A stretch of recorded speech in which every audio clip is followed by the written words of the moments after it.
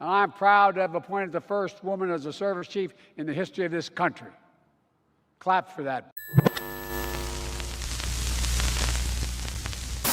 It is my esteemed pleasure to introduce Mr. and Mrs. Donald Trump.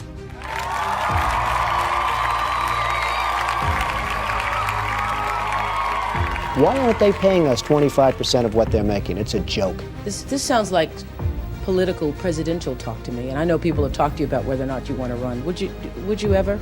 I just probably wouldn't do it, Oprah. I probably wouldn't, but I do get tired of seeing what's happening with this country. And if it got so bad, I would never want to rule it out totally, because I really am tired of seeing what's happening with this country. Ladies and gentlemen,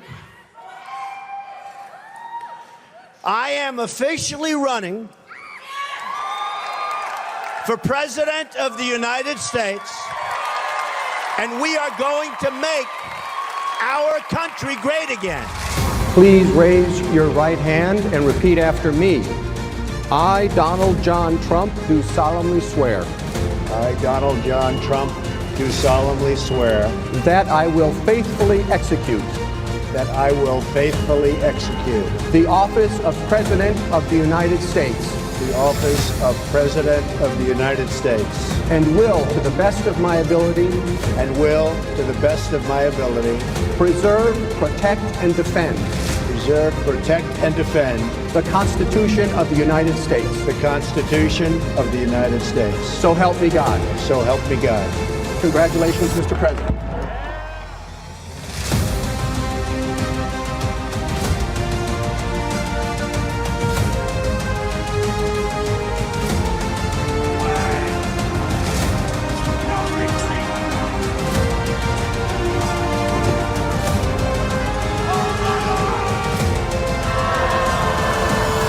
You know what woke means? It means you're a loser.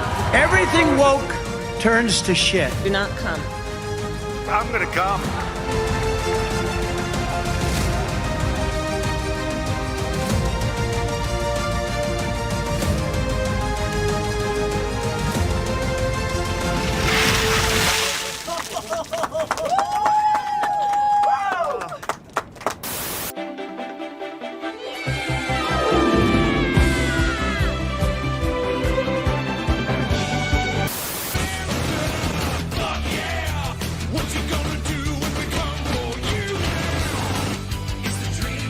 Excuse me, where's the lobby? Down the hall and to the left. Thanks. Booster now hovering as it aligns with the tower for catch. Booster coming in. As I fight through the battle with the party of death, I take a look at our right and realize they're barely left. Can we get serious now? Over the course of your life, you will find that things are not always fair. You will find that things happen to you that you do not deserve and that are not always warranted. But you have to put your head down and fight, fight, fight. Never, ever, ever give up. Don't give in, don't back down, and never stop doing what you know is right. Because this moment is your moment, it belongs to you. America has always been the land of dreams because America is a nation of true believers. And it's why we proudly proclaim that we are one nation under God.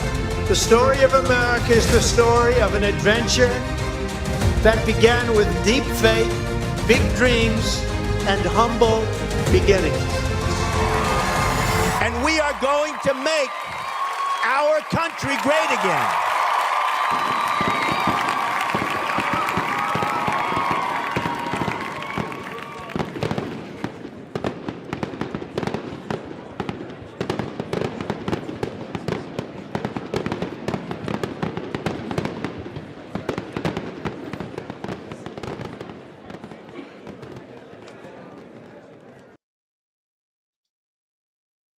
Hello, everybody. It's a very sad day. Welcome to Slayer Unchained. It's September 10th, 2025, in the year of our Lord. I hope you're all doing well. There are reports coming in now that Charlie Kirk has passed away. So we're going to tackle, they're saying they're reports. They're reports. It has not been confirmed yet. All right. But today is about the truth. All right. It's not about my truth or your truth or some soy sister's personal truth or some politician's rented truth or left's radical truth. No, it's not even about a California lie that identifies about as truth. This is about the truth and nothing but the truth. And we're going to drag out every 2-bit lie and burn it in the sun because it's too much. It's enough already. Y'all have known me now. We've been streaming for almost 2 years. And in all that time, I always say, always forward, because that's our motto. Always forward. Whenever you have a problem, you talk it out. You discuss it. You keep your hand open. You don't play the sucker, but you keep it open to move forward. Always on guard. Always watching what's going on, but always open to peace. What's happened in the last few weeks with a 20-year-old Ukrainian refugee who left a meat grinder only to come to the land of liberty to get butchered in America. And Charlie Kirk today getting shot by supposedly a boomer with a grudge. Of course it is a boomer. It's always a leftist boomer. For all the left talks about gun violence in America, guns kill, but if you put a pistol up by itself, it doesn't shoot, does it? No. And it's not the right who does it. It's not MAGA who does it. Whether we have a trans shooter who's going around killing, or we have now somebody who went after Charlie Kirk for nothing else but practicing his First Amendment right, who was speaking to people, reaching out, saying, what questions do you have? What are your problems? Let's have a dialogue. Let's have an exchange between us. And how does he, what's the reply that he receives? A bullet to the neck. It's one of those days that when you can put it together with what happened to President Trump during the campaign when he was shot in the ear, then later when you had another would-be assassin got onto the golf course. And then earlier today, they said they found a gun in a duffel bag in his vicinity, in the president's vicinity, at the same time that Charlie Kirk was at Utah University where he got shot. You could see the video where he's throwing around hats. He's welcoming everybody because he goes, this is America. We always used to come together and we talk. We could have differences. You could be on the left. You could be on the right, Republican, Democrat, Green, Independent, moderate, middle. It didn't matter because you're like, hey, you have the right to your opinion. I have the right to my opinion. Democrats and Republicans at one point in time both wanted to better America, but they had different ways of approaching it. These are not Democrats. These are not liberals. These are communists bent on the destruction of our country. This is how they reply. They don't come back and say, this is what I believe. Let me challenge your facts. They bring out a pistol or rifle, whatever it takes to spill blood, because they want you afraid. They want me afraid. They want your families afraid. They want you to cower, not to stand up. No. You know, it's very rare that I get angry. It's just not in my nature. Because when I do, let me tell you, Greeks get angry, we blow. But I've been thinking about it ever since I heard it come across the news that he was shot, and then I saw the video. I mean, my first reaction is I want vengeance. I do. I want vengeance. I want to wring someone's neck. I want to bring them all down. I'm like, wait a minute. That's the wrong path here. That's what they want. They want to color code the country by corruption, so everything turns into a tribe, and tribalism tears us all apart. I'm not going to play their game. But that doesn't mean you can't be angry. But it's the kind of cold anger where you keep cool and calm and you have all your bearings about you. So you know that every step you take forward, you know where you're landing your foot. You know exactly what you're going to be doing next. You know how you're going to fight this battle, and you know how you're going to win it. Hi, Elisimo Ayers, Void King, Casanovana, Susan, Dark Hierophant. I know I can't believe this myself. It's something that has taken my breath away for a moment. I know what they want. They want us to kill each other. I called Dante up earlier. He's going to be here in a little bit, so will Tom. And I said, don't you feel like it's like we're being pushed to implode, to tear each other apart. I refuse to allow that. That is bullshit. We are smarter than them. We are stronger than them because we have a true belief in what America is. A pluralistic society where every man, woman, and child has the right to worship as they feel, has the right to live their life, and has the right to life, liberty, and the pursuit of happiness, not to be gunned down like an animal or butchered on a train. But the way we do that is we come together. You know, right now, there are radicals who are laughing online, celebrating Charlie Kirk's demise. And we still haven't confirmed it, but they're celebrating the fact that he was shot. Like throwing a party the same way they do their abortion parties. Never in my life did I think I would live in a time. It's like I would read this through history. You want to read about where we are now, you can just look at the fall of the ancient Roman Empire. Chaos, anarchy, illegal immigration, economic recession, wars everywhere.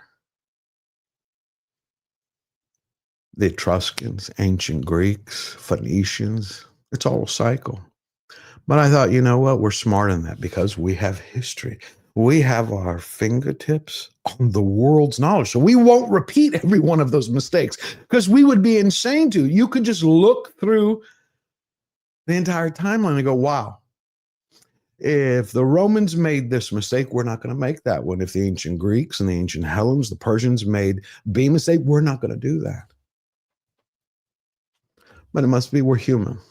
We all have to learn. We have socialists. The other day you had Patrick Bet-David was on Jubilee having one of those round tables where he was having a debate about capitalism, which creates a free society, versus socialism. And half the students were like, well, you never allowed socialism to truly be tried.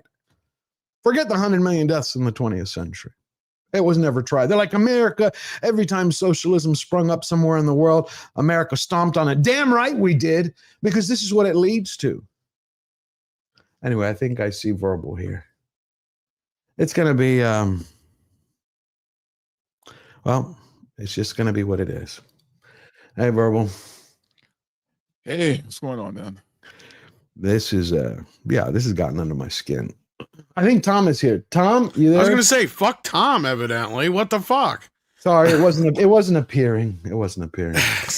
I've been here for a while, yeah. Oh, apologies. I'm in a mood ever since, because somebody sent me the video of Charlie Kirk, because I saw the edited video, and then somebody like 30 seconds before I got on sent me the one. I've seen like 12 angles now, so yeah. Yeah, but I saw it. And I don't know if you saw, but Trump has confirmed he did pass away. Wow. Wow, that's it's not good, man. It's look, man, people get pissed when I put on my tinfoil hat, but we're all getting played here, dude. Like we're all, and if you can't see that now, if you think that this is all bullshit, then I don't know what to tell you, because we're getting played. Like something is orchestrating all this, something is pushing all this. They're trying to get us to fight each other. They're trying to get, and they're amping it up, right? Before it was kind of casual. They're amping it up now. And I've noticed that the left-wing media, after this all happened, like I was skeptical when the girl got stabbed on the train, how the left media was portraying it, right? But after Charlie got shot, some of the headlines, I'm like, no, they're trolling us, dude. Like, they're definitely trying to spark outrage. They're trying to do something to get us to fight, because some of these headlines from some of these major outlets are just fucking outrageous. Yeah. Well, I don't know, if, Verbal, if you saw it in the Flashcast room where I put it. I said, you watch, they're going to spin this somehow to make it sound like it was right wing or, you know, and to spin it around. And they've done nothing but that for the last hour to try to spin it on its head, to try and throw it off. Oh, it's his fault for advocating for this kind of behavior in the first place, or he brought it upon himself, or maybe it was somebody who was firing off in celebration and hit him accidentally. It's like, are you fucking listening to how retarded you sound right now? Yeah, I have it. You're right. I have it right here. This is MSNBC. Yeah. What is it doing? Remove the other media. What? Oh, I see. Hold on. You must be sharing something else here. This is MSNBC. To have the nerve to be able to say this when someone is dying. Because, you know, if you saw the video, which every one of these news networks had a feed, they could see it. They saw the amount of blood that was pouring out of his neck. You knew. I mean, me being in the medical field, when I saw that 30 seconds before I got on, I'm like, he's going to need a miracle, a literal miracle. It's just no way. It shot him in the neck. It looked right near the carotid. Yeah, it was a lethal shot, basically. There's no way. But then you have these animals, and that's what they are, animals. You do not hate the media enough. When do you ever hear me call people animals? You don't. Never. I don't. 4 years, never once. This is an animal. Could you shooting like this happens? Yeah, and again, I emphasize what you just emphasized. We don't know any of the full details of this. That we don't know if this was a supporter shooting their gun off in celebration, or so we have no. A supporter shooting the gun off. If you go look it up, because I can't show it on YouTube, mind your stomach, mind your feelings, mind your temper. You're going to see it was aimed. There's no way you're not going to be like, well, let me shoot it straight up in the air and it's going to somehow volley right into his carotid. See, the fact that this is an opportunity they could say, you know what? Forget the political dialogue. Forget all of that. We are Americans, human beings. We got to put that aside. You have a human, whether you disagree with him or agree with him, he was just shot by a monster. But they confirm that's exactly why they are. What they don't realize, Verbal, is that between Irina and between Charlie, they are going to have a backlash like the wrath of God. I don't think they realize what they've done. I don't think they remembered what happened after the assassination of Malcolm X and Martin Luther King. And that's kind of the equivalent here. Yeah. I hate to say it, because that's kind of where we're at. This is like when Malcolm X got shot, basically. I mean, we're getting into that point. Like, can you guys imagine if months ago had Trump been shot? We'd already be in a civil war. We talked about it then. This is the next step. Like, this is getting to, because, like, look, I'm not even somebody who follows Charlie Kirk all that much. I know who he is. I respect what he does. I've never been like what I would call a fan or anything like that, but I don't dislike him or anything. I've seen his videos. I think he makes some good points sometimes, you know, and stuff like that. But, like, this is uncalled for. This was insane. And this is the type of thing that we've been warning against and talking about for years, and nobody has listened. Yeah. And it's going to pop off. I wish most people had your sense of, I don't know how to call it, patience, I guess, George, with the situation and ability to step back and kind of look at the bigger picture. Because that's what I'm afraid of, is there's a lot of motherfuckers who are not going to be able to. We're on the verge of a fucking civil war right now, because did you know there was a school shooting at the exact same time that this was going down? Yeah, three students were injured. I don't think anybody luckily was killed from my understanding, but yeah, there's a lot of shit. Was it another trans shooter? I don't know. This happened in Colorado. They haven't said yet. And then they're even questioning whether or not the guy they arrested in this incident is even the guy that did it. Right. They have they have the videos. I didn't mean to interrupt you. They have the video of the gentleman. Fine. Gentleman, whatever, the animal, fucking asshole, whatever. The guy they have, and it looks like a 65 to 70-year-old guy, and they're reading him his rights. But then about 20 minutes later, they're like, "We are not sure this is the guy." I'm like, okay, so we're gonna have to wait and see. But this is what people are forgetting. Well, look, either they found a gun on him or they didn't, right? So I know, but the thing was, I guess the guy took credit for it, but now this guy is like insane, I guess, because he's been arrested like 12 times before for making terroristic threats. So who's to say the guy just didn't seize the moment to, you know, appease his need for attention, and somebody else did do it and they got away? We don't know for sure yet at this point. All I know is that the way that the media is spinning it, and I sent you a few different clips here Okay. George, if you want to go from the bottom up. Yeah. Basically, I see Verbal also sent you some stuff here. What Kamala said, I saw that too. Where basically it's a bunch more clips of the media, and then not only that, some libtards basically just celebrating this, and they need to be pointed out and called out for it because this shit's bullshit. Can you imagine how they'd be reacting if any number of people would have reacted this way towards somebody on their side being assassinated? It wouldn't happen because most people on the conservative side have more tact than that. Yeah. Nobody's on the conservative side is going to go shoot a Mark Hamill. They know better, right? Like we've been through this already. Well, because it's stupid. The only people who do this are evil. The problem is they're being programmed day in and day out. That's the problem. It's like right here. This is what they forget. Shakespeare, Merchant of Venice, Shylock's famous line, if you prick us, do we not believe? If you tickle us, do we not laugh? If you cut, I mean, we're all human.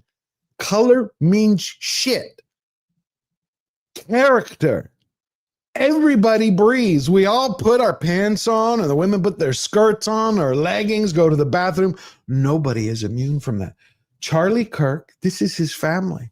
A wife just lost her husband, and 2 children just lost their dad.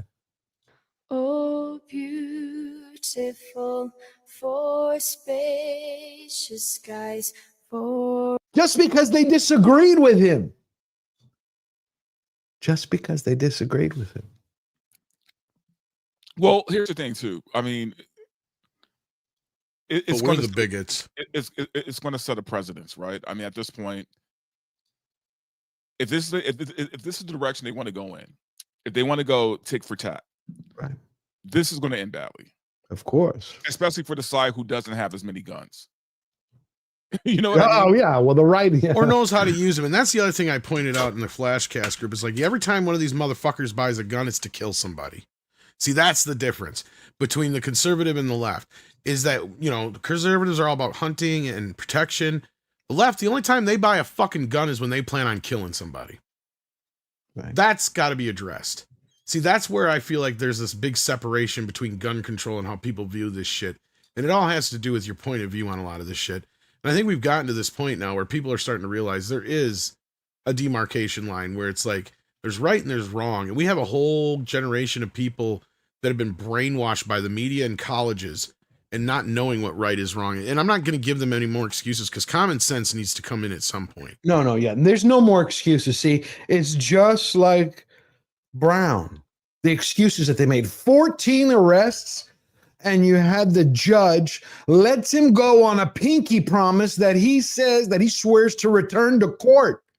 And bullshit. Now a 23-year-old girl is dead. Think about it. I mean, when you think about the reality of that, she left a war, a meat grinder in Ukraine with her family's blessings so she wouldn't get killed, so she could come here to be free, only to be butchered like meat on a train. That's not even the point, right? Like, because I've seen some of the left trying to spin it as, oh, well, now conservatives give a shit about Ukraine. It's like, no. You guys are missing the entire point. It has nothing to do with where she's from. It has to do with the fact that a little white girl couldn't even fucking ride the fucking train without getting stabbed, right? Like, that is bullshit.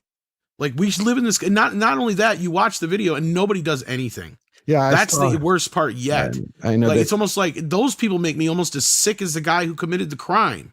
They do. That's why Daniel Penny, to me, is always a hero. He stood up, and of course, he got punished for it because that's the America that I was raised in. You see an injustice going on. You see a woman being hurt. You see a child being threatened. You stand up. Look, I would understand. Them not wanting to get stabbed themselves, or I know. That's not the point. But George, I agree no. with Hear me out. Like I get that part of it, but my thing is, why not immediately once the fucker left, immediately go to her aid and try to help her, right? Supposedly there was. That's what I'm getting at, Verbal, right? Like that's what I don't get, man. Like I understand you don't want if some huge motherfucker has a knife, and you're on your way home from work on a train, and some dude pulls out a knife on somebody else. It's like, shit, do I try to intervene and get stabbed myself? Or do I, what do I do in that situation, right? But here's the thing, fine. But to not help the girl after is some crazy shit to me. Supposedly, that's what I'm referring to more so. Yeah, sorry. I haven't confirmed it, but supposedly there was a gentleman who did go to help her, but it was already too late. It was already too late. Yeah, she was already on the ground. It looked like somebody went to follow the guy too, but I don't know. Like the video, that's the other thing too, is like I understand certain parts of the situation where it didn't even seem like she even knew what the fuck had happened, let alone anybody else until after the fact. But at the same point, like that's what bothered me is all these people are just sitting there staring and they're not doing anything. Nobody's down 911. Nobody's trying to help at all. Nobody's going to her aid. Like I get Verbal. I agree with you not going after the guy because there's plenty of people, witnesses that already know what the guy looks like, and there's obviously camera, so they had that. That's not the point. At that point, the guy let him leave. You're right, because they'll catch him eventually. The problem there is why didn't anybody come to her aid? That's what's wrong with America too. It's two sides to this, and we've seen it so many times before where people will literally walk the other way when somebody's being attacked in the streets, right? Like because they just don't want to get involved. And I get it. You don't want to get killed or hurt yourself. It's totally reasonable. But at the same time, is this the society we've lived in? And this is where I've talked about before, where you didn't have this kind of shit in the Old West. You want to know why? Because people didn't fuck around back then. We like to pretend that in the movies that everybody was having shootouts and all this shit, but that's not the way the Old West was. Why? Because there was a couple of good old boys once in a while who'd make sure that everybody acted right. And if they didn't act right, they'd take that stupid sumbitch out back and they kick the ever-loving shit out of him so he never did it again. Right. And you didn't have the kind of problems you have now. You didn't even have these kind of problems all the way up through the 1950s. It wasn't until a lot of this other shit started popping off in the fucking 60s where you started having a lot of this kind of garbage. Now, I'm not saying crime wasn't a thing before that. Don't get me wrong. Clearly it was, murder and grape and all that kind of stuff. Crime is, but it wasn't to this level. Right. Crime has existed since the dawn of time. Yeah, but not on the level that we're dealing with now, to where women and children couldn't walk safely through the goddamn streets. That's why Jack the Ripper was such a big fucking deal when it happened.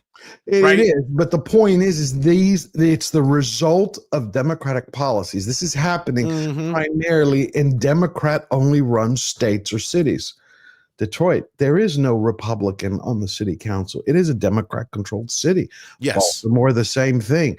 New York State. Chicago's another thing. Like I used to be one of those people that would have no problems going down Chicago for a day or a night and hanging out. But now I don't even want to drive through Chicago. Yeah, I know. It's just too dangerous. Let me see if we have a couple of questions here. Shanatsky for $2. This is now a bomb going off in slow motion. Perfect. It is. We're watching it. It's kind of like what Dante was saying earlier. It is in slow motion, but it's who is manipulating it. I get the feeling again that people are pushing for something to happen that they are not realizing what the outcome will be. See, this is why. I mean, what do you think this did right now for President Trump to be able to send the National Guard in the different states, like he wants to do in Chicago? Dante, it's going to justify it. He went out last night to dinner in Washington, D.C., and he stood outside the restaurant. It was something Prime Steakhouse and ribs and stone claws or something like that. And he was talking to the press openly. And everybody's like, look, he's like, it's safe again. And we need to do this to Chicago because they lost 51 people last week to murder. Every week, 36 one week, 51 the next, 62 the next, 42 the next. It's just on and on. And in LA, it's the same thing. It's corruption everywhere. We've reached a point where this is not only a physical war, but a spiritual war. This is good versus evil. There is no other way to put it. Thank you, Shanatsky. John Maynard for $20. The main reason that President Trump wanted to send the National Guard and ICE into the cities was so that we as good citizens wouldn't damage our souls by carrying out vigilante justice. This was a terrorist attack, plain and simple. And I hope they find the person who did it and he gets publicly, and he gets his just desserts by the justice system. And I wish it was the 1700s where you could tar and feather people before you hung them. But that's even if they get the right guy. At this point, like they have their thumbs in their ass, right? Like they don't even know if they have the right guy or not. That's what I was saying. Yeah, like I mean, before it's been an hour though. Sorry. No. This guy could just be a nut bar who took the opportunity, right? Like I said, the real culprit we may not even know yet. And that's the thing is the news, especially if it works against their narrative, they're definitely going to delay whatever they can to get this out there, right? Like it's the same thing with the school shooter here we asked earlier. Well, the longer it takes for any information to get out, the more obvious it is right? We've played this game now. We know the game. It's not even us anymore who know the game. It's those out there listening. You guys in the audience now, because you've been, listening to us for so long and watching for the patterns, you're even smart enough now to see that this game and how it's being played, right? We all know it's probably most likely the typical suspect, but hey, at the end of the day, the longer it takes, the more we know that's true. In this situation, I don't know what to believe if this guy really did it. Because like you said, did they even find a gun? I haven't heard anything about that yet. We'll find out. There's too many cameras. There were too much security, too many police. Sure. We're going to have it. It's just that we're getting the news as we're learning it. It's exactly like this. And the people that would have witnessed it from the point of view of the shooter, they're the last people you're going to hear from on the news. So, yeah. Because they're probably being quarantined and questioned and all that business. So, anyhow, yeah, this is Mexican Iron Man is going to join us now in a minute because he's furious just like I am. Come on, you cannot not be angry today. It doesn't matter. You don't have to agree with a single word Charlie Kirk says. Look, I'll put it to you this way. I could not stand President Barack Obama. Not his bones, not his breath, not a single policy. But I would never wish him that someone would do harm to him. I wish that he would be exposed. Same way with Biden, because violence is fucking lazy. It shows you that people who jump to violence first, what they're telling you is that they cannot win a battle of ideas. They can't. We see it in Hamas. What did they do on October 7th? They went and massacred a bunch of Jews. They went and massacred a bunch of children, babies, butchered, families burned. Oh, we see it over and over in ICE. We had families who were going up to ICE officers, throwing rocks at their SUVs, attacking them. And now you had Governor Newsom, who passed in Sacramento yesterday a bill that no officers can wear a mask in California except the California Highway Patrol, because they guard him and they also protect Cackles, Kamala Harris. They're always wanting to make rules for them, for you, and separate themselves out. And now we have Charlie Kirk. I listen to Charlie Kirk once in a while. I agreed with about 50% of what he said, and 50% I disagreed with. Does that mean I wished him ill? No. It's like Anna Kasparian. I can't stand the oxygen she breathes. Can't. But I've agreed with her 10% of the time. Would I wish anything to happen to her? No. I wish that smarter people would go on the show to put her in her place by beating her with the battle of ideas, with dialogue, to show, look, let me punch holes in your argument. You see what I'm saying? Dante? It's like you want to fight somebody and you want to expose them for who they are. But now the line that they've crossed. Well, and what's crazy, man, is, Charlie Kirk, this was like a typical event that he normally does, right? And this wasn't anything special. It's just like this guy just went to work one day, right? And he fucking ends up getting a bullet in the neck, doing something he does every other day, right? And it makes me wonder, like, yeah, it's fucked up because, we sit here, we all have YouTube shows and we all say some crazy shit, and who's to say some crazy motherfucker isn't watching us and thinking, hey, if I see them in person, I'm going to fucking kill them. I mean, it's like, Lord knows we all have enough haters. I mean, but you never know which crazy motherfucker is going to latch onto you. You know what I mean? You don't. But where have we come from? This is us at the end of the slippery slope, or almost at the end of it. When you started telling society that a man can be a woman can be a horse, and she can marry it, and a teenager can end up being a furry, that dog that barks, come on. Though we've lost the plot. Oh, no, but George, not only that though. Okay, that's one thing. But then telling those same crazy fuckers that if we don't buy into their delusion, that we are hurting them, right? That we are the enemy. Against them. That's the crazy part of it. Like people want to be whatever they want to be, whatever, living your fantasy. But the media enforce this shit that if we don't buy into it, we are hurting them. We are a threat to their life if we don't buy into their delusion. I agree with you. Sorry, the camera went out. But here, I want to play this real quick. This is what Libs of TikTok just shared. These are just a sample of a radical left cult with a woke mind virus who are celebrating.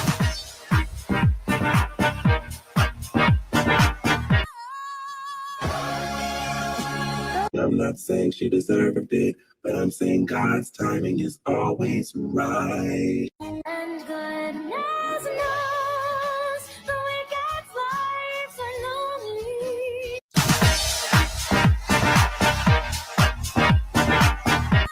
That's it. I mean, there's another one too I sent you here. Where is it? It's Try to the think first one, about guys. it. It's just to think about it, that people would actually be out there celebrating. A man is dead, and they're like, man, no worries. We don't care. We're just going to continue to do what we do. I mean, which one did you send? Oh, I got it shared too. If not.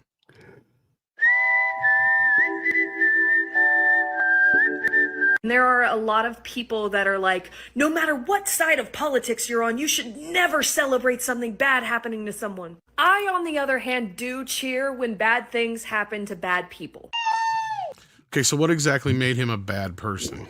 Say that he wants question I would freedom ask for her. all. That he wants freedom for all. That he was like, you have the right to exist the way you exist. Do not impact our children. Do not just try to destroy our culture. You want to live the way you want to live? Do that at home. That's your right. And respect our right. God, look at all these usual suspects. Well, breaking fucking news, folks. Seems somebody just took a shot at one of the Fantafast's favorite 5-mile-wide mouthpieces, Charles Chucklefuck Kirk. Oh, you think you're fucking funny, do you? We need to know their names. This is where I disagree. How do you pause this? Yeah. See, the difference is we need to make people like this famous so they can't fucking move. Pardon my language, everybody. That's how you put an end to this. Shame and guilt used to play an They important invented role. cancel culture. That's what I said. The only thing that's going to get rid of it is if you turn it on them. See, you don't need to do cancel culture. You just need to go, no, but it's cool, just, you said that. You said that. Great. We need to amplify it everywhere. See, that is the power of the freedom of speech. So everybody knows who you are. Aren't you proud of what you said? Let everybody know your name. Let everybody know what you believe in. That takes care of itself because like-minded will draw to like-minded, and everybody else who understands that's evil will turn away. It's just like the Karen, the Philly Karen. You know her. The lady at the baseball game who took the ball and then flicked everybody off. Completely different situation. But within a matter of 48 hours, her life was turned upside down. I mean, it is kind of a form of cancel culture, don't get me wrong. But at the same time, I look at it this way. I'm on the other side of this. I don't even wish death upon the person who did this to Charlie. No, I hope they catch the son of a bitch. And I hope he has to sit in prison. And I hope every goddamn day he goes through the fucking shit in the ringer. And that's what I hope for him, right? Like, to me, it's a bigger, I don't think that instant death is a good way out for somebody who does that shit. To me, I'd rather see them suffer for years and years and years and be reminded daily why they're sitting in a fucking cell. Personally, to me, that's a bigger punishment. Yeah. Yeah, I don't like that as an expense on the taxpayer, but I get where you're coming from. No, but at the end of the day, I'd rather do that than it's the same thing with, you know, some of these other like diddlers and shit. Not to mention that every time I turn around, I see him get nothing for sentences. Let's not even go into that. But again, there's your leftist shit at work. Exactly. Yeah. So, Verbal, what's your take? You're quiet. I usually am much more quiet. You're talking, but now are you just still shocked? No, I'm just taking it all in, man, because I feel like between the girl getting stabbed and all this other stuff that's been going on, we're in a weird place in this country. Like it's just I don't know where we go from here at this point because it's funny. I think a lot of people think, oh, we live in this bubble, or that when you're on X or some of these social media sites, that the real world is so much different than what happens online. And for the most part, it is true. Like Dave Chappelle said, Twitter isn't a real place, right? Sure, but it is a microcosm of a bigger thing, right? It kind of puts a spotlight on things that we're not going to get from the mainstream media. And I think at this point now, between X, between Joe Rogan, that little corner is getting much bigger, right? And more people are aware of what's happening, man. And because of that, I don't know where we go from here. I think people are going to have to. I guess what I'm trying to say is I don't know how we diffuse this. I think we have to stand up. I think the only way to diffuse this is because you cannot convince evil to stop being evil. You can't. It's like you could no more convince the guy who shot Charlie Kirk than you could convince the monster who butchered Edina. You can't convince him not to. He was dead set he was going to kill somebody, whether it was her or somebody else. He was going to kill someone. That was it. But what you can do is you can make them piss in their pants out of fear that everyone will stand up around. See, I think that's the next step. They have, well, and here's the thing. Soft. We got too soft. It was taken advantage of. Our culture was weaponized against us. Think about it. They went for the soft underbelly. Right? And the problem is, I don't think anything's going to happen, George. At least not on any mass scale, because unfortunately, or fortunately, whatever perspective you want to look at it is, most conservatives are a lot like Hank Hill, right? They don't want to shake up the status quo. They don't want problems. They just want things to be safe and normal, especially for their families and children. They don't want anybody in their immediate life to feel anything is shaking their right, but that's a security. Problem. But that's a problem. I agree with you, and that's the point I'm getting at here. Is unfortunately the go along get along has caused this. Yeah, and if the roles were reversed, God forbid, let's just say for a moment the roles were reversed, we would be in the middle of a civil war right now.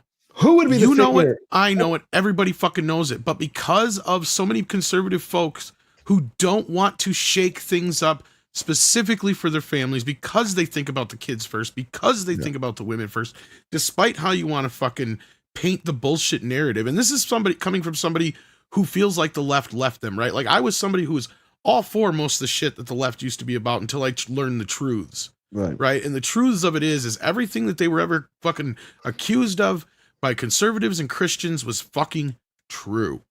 Right. Like, and I'm not saying that conservatives and Christians are perfect. I'm not saying that they don't do their own versions of lies and everything like that, or any other religious group or political group for that matter. But at this point where I've been standing for years as somebody who grew up as a diehard Democrat, I am offended and embarrassed by this group of individuals. They have made themselves out to be exactly everything everybody bad said about them their entire lives. Yeah. And I'm embarrassed by it. That I see these folks out there celebrating the death of somebody. I don't give a shit if it's anybody short of fucking Satan himself or Hitler. What the fuck are you doing? Yeah, I know. I don't even remember people celebrating like this when Saddam Hussein got taken out. No, only Hillary Clinton. But see, that shows you again character. She celebrated when Gaddafi was beaten through the streets and they took the nightstick and on public TV and rammed it up him. But again, it goes to show you character. Just like the ancient Greeks would say, show me who your friends are and I'll tell you who you are. You can judge a person by the way they react to the world around them. We are open to dialogue. We agree sometimes, we disagree sometimes, but we still are able to communicate. You respect one another. And I remember where it started. When it blew up and went public, I think all of y'all are going to remember this. You remember when Maxine Waters came out several years ago? Yeah. During Trump's first term? Go after them everywhere. Let's save the cause. Let's make sure we show up wherever we have to show up. And if you see anybody from that cabinet in a restaurant, in a department store, at a gasoline station, you get out and you create a crowd. And you push back on them. And you tell them they're not welcome anymore, anywhere. And that's just been carried through, that message, day in and day out. We saw the actress that I showed Sunday afternoon, the one who 3 months ago, Julie Plesson, who came out and said, she doesn't want to see MAGA or any American, regardless if they're MAGA or not, who voted for Trump, going to a Mexican restaurant, going to a Chinese restaurant. She's like, you go have your Cracker Barrel and you sit your ass over there. You can't, she's like, attack them. If you see somebody who is MAGA or wearing a hat or wearing a shirt or talking about Republican policies or Trump's policies, which are completely different, she showed her ignorance. She's like, attack them, make them feel uncomfortable. But that escalates. Like, imagine if you're in LA Verbal and someone overheard you say, like, hey, I like that Trump is deporting all the criminals. And I would definitely have to fight at that point. Like, I would just have to, and that's why, look, I guess for me it's not I don't really have to worry about that shit so much because number one, I'm rarely out unless I have to go to like an event. Like I really just I'm not Right. out there like that. But even still, like I don't luckily for me, I don't have enough people watching that, they know me like by face. And for some weird reason, call it the Clark Kent thing. Once I take these glasses off, no one recognizes me. So but it is a weird thing where, it makes me wonder if I were bigger, right? And more Right. people knew who I was, It's because you're black. Saying some of the things that I say, right? I'm like, kidding. would my life be in danger if I were to do Shit. that? I'm gonna put You know? my hat on then. You know what's In funny is honor of Charlie and is Trump. Even Chris Gore, he would tell me how like during the election, like before the election, like he'd walk around his neighborhood in Pasadena. And Pasadena is a really nice, George, Pasadena. It's a Oh nice- yeah. it's a nice I area. live there. Yeah. And so and he would just have an American flag, like he had a hat with an American flag patch on it. That's it, right? No MAGA, no nothing. And he would get the dirtiest looks from his neighbors. Yeah, I know, because they have weapon. Again, these are people who do not love our country. You can't put on an American flag, a shirt or a hat. I've got dozens of them. I've gone out. You go to the grocery store and you get up. Even in Texas, once in a while, especially around the Houston area, because it's ultra liberal, you get a look out of the side of the eye, like, hey, what is he doing? What is he proud of his country? Yeah, I love my country. I want it to be the best it can be. Our founding father said to create a more perfect union. But instead of getting better, they're perverting and poisoning the timeline. This is why we have to fight.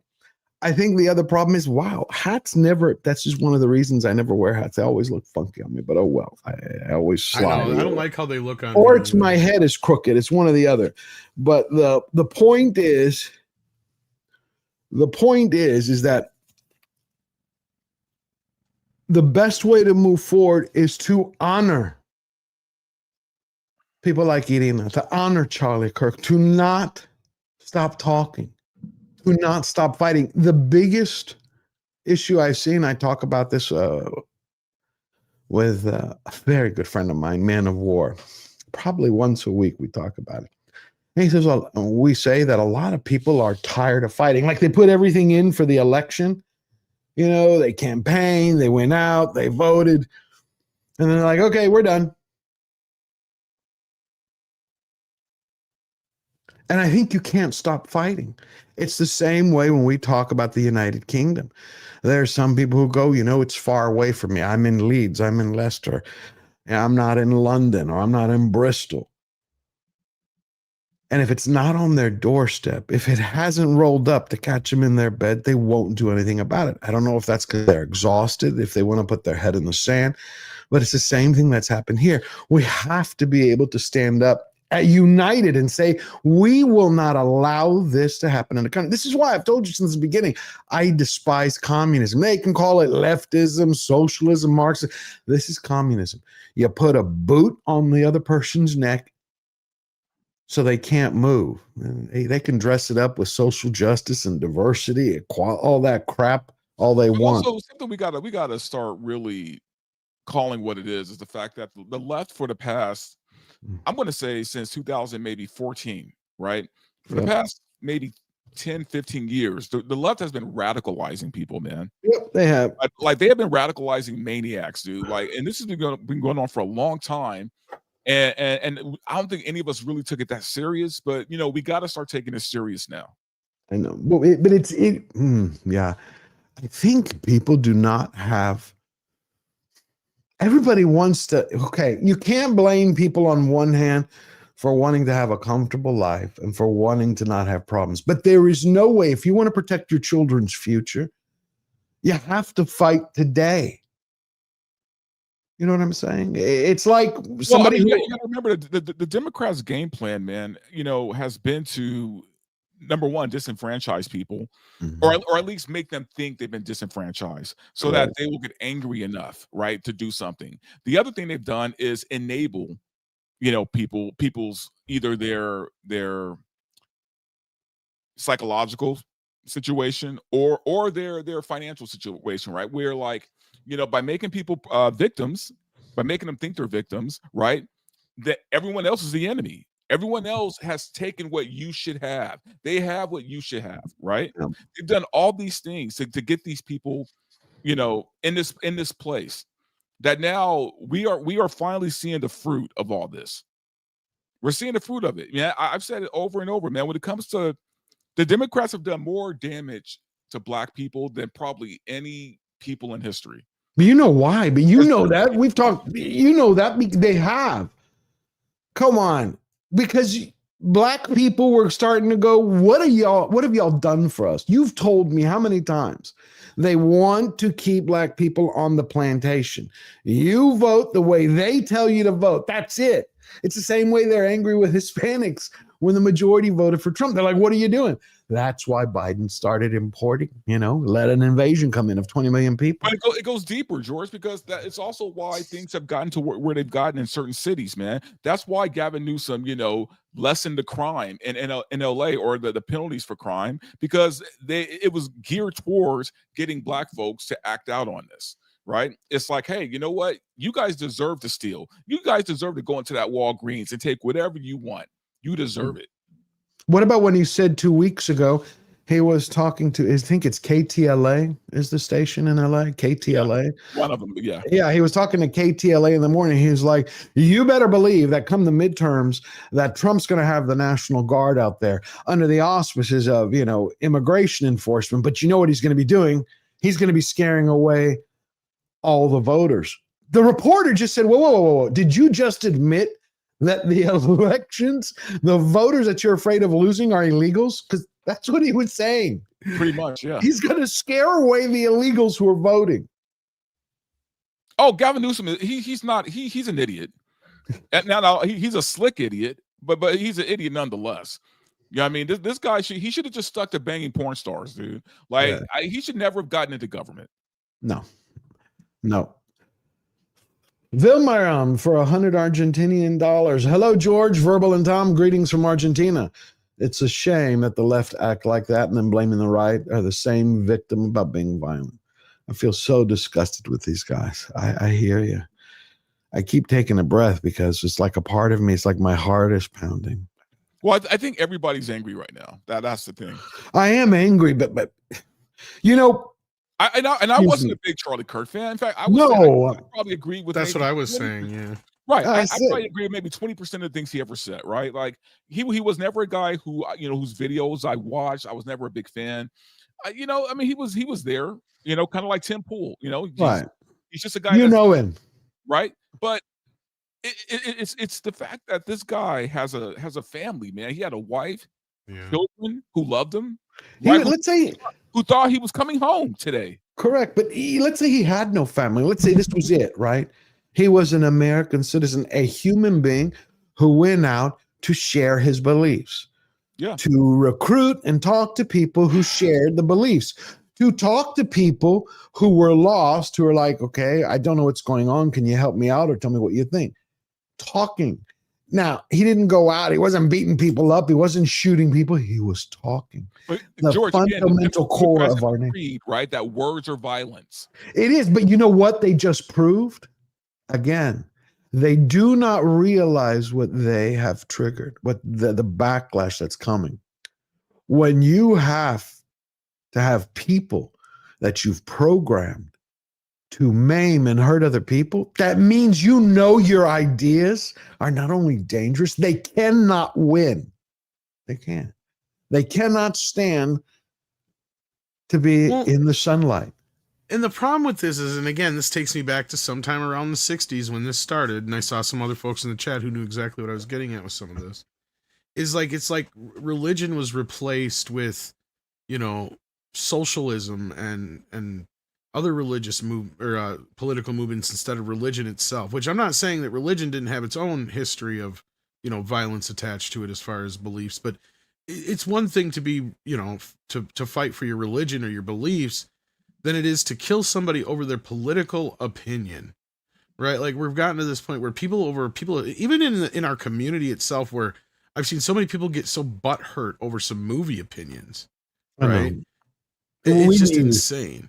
I do believe that is a fundamental thing we're lacking, and people have never heard me say this. I think religion, whatever religion you believe in, I believe that America's true core was founded on a Christian Judeo heart. You need some type of morality and a bigger picture, a bigger power outside of yourself that guides you. I do.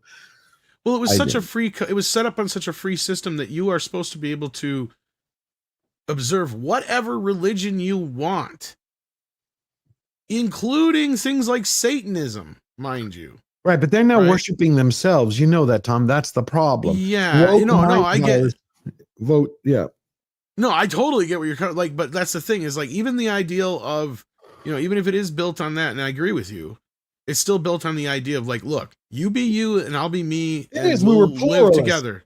And that was the whole point of being pluralist. It's like you had Senator Tim Kaine the other day. I'm going to find the clip in a second. But it was Senator Tim Kaine, and he was debating with Ted Cruz. Tim Kaine turned around verbal, and he said, our rights in this country come from the government. Completely. It's like he didn't read the Declaration of Independence. Ted Cruz just took him to school. Again, I'm not a big fan of Ted Cruz. Just like Charlie Kirk. You did like 20% of what he said you agreed with. I agreed with 50% of what he said. But you still don't kill somebody. You don't. But you see now the tactic of your enemy, and that's what they are. I think this is the first step that we have to take.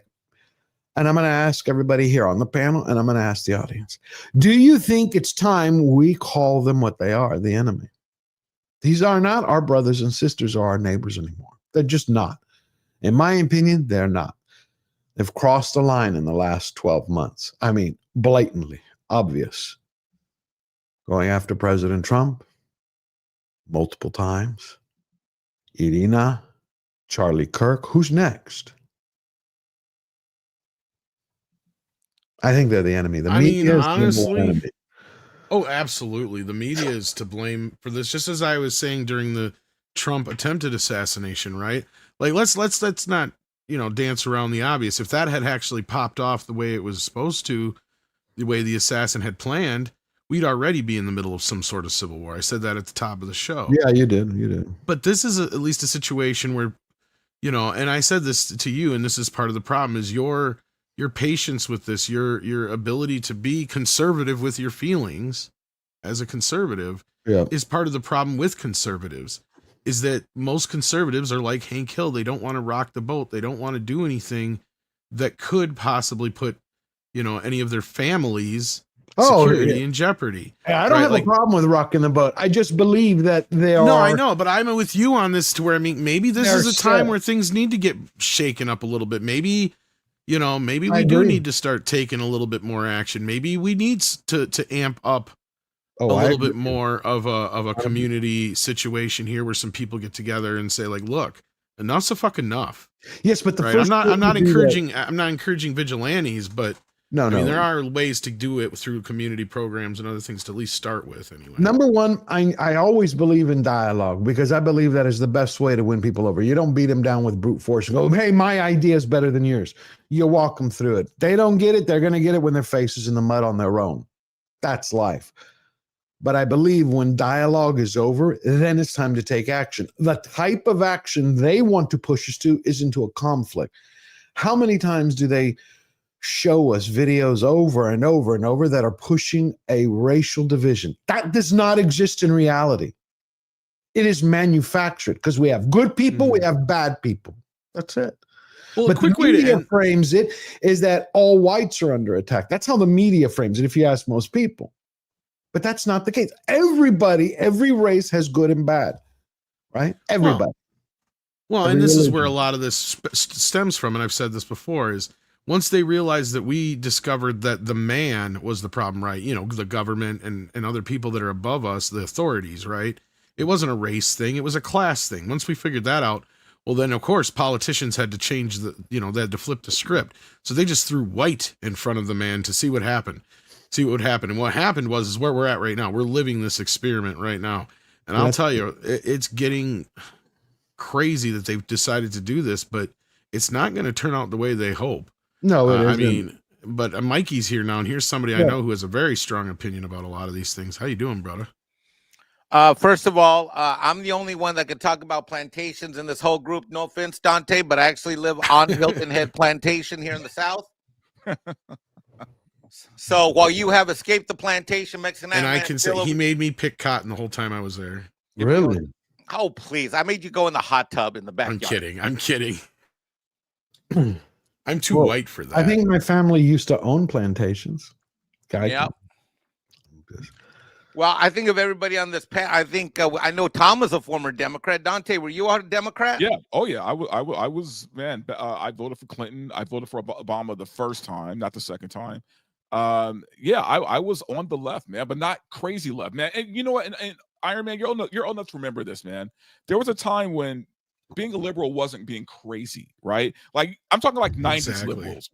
I was a 90s liberal, right? Like I wanted free, I wanted legalized weed and shit like that, right? You know, I fought for no censorship against rap music and things like that. I fought for no censorship in video games. You know, like don't try to ban Grand Theft Auto. So I was like a 90s liberal who, you know, you had your sensibilities about you, but you weren't like completely nuts, man. And I keep telling people the reason why I left that fucking party is because I saw where they were going. I saw the direction they were heading, and they were going batshit crazy, and I wasn't going to be a part of that.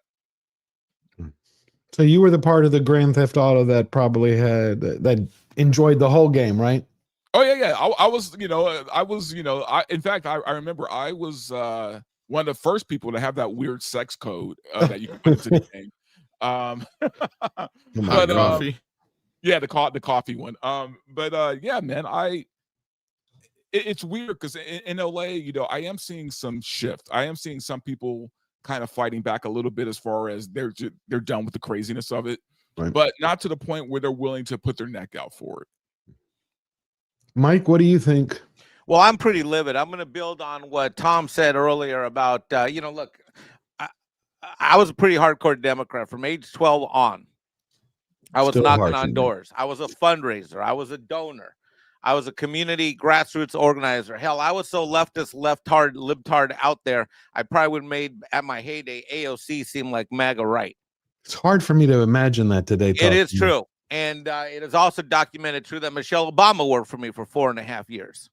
Real quick question. Was that before or after the cock? Bro, ha ha ha. Look, I know it's a funny joke in conservative circles. She is a chick. I know because I never saw her naked. I never banged her, but I sure as hell worked with her side by side, and I signed all of her paychecks. She's a chick. Now, she may not be the most feminine chick that you might like, but she's a chick.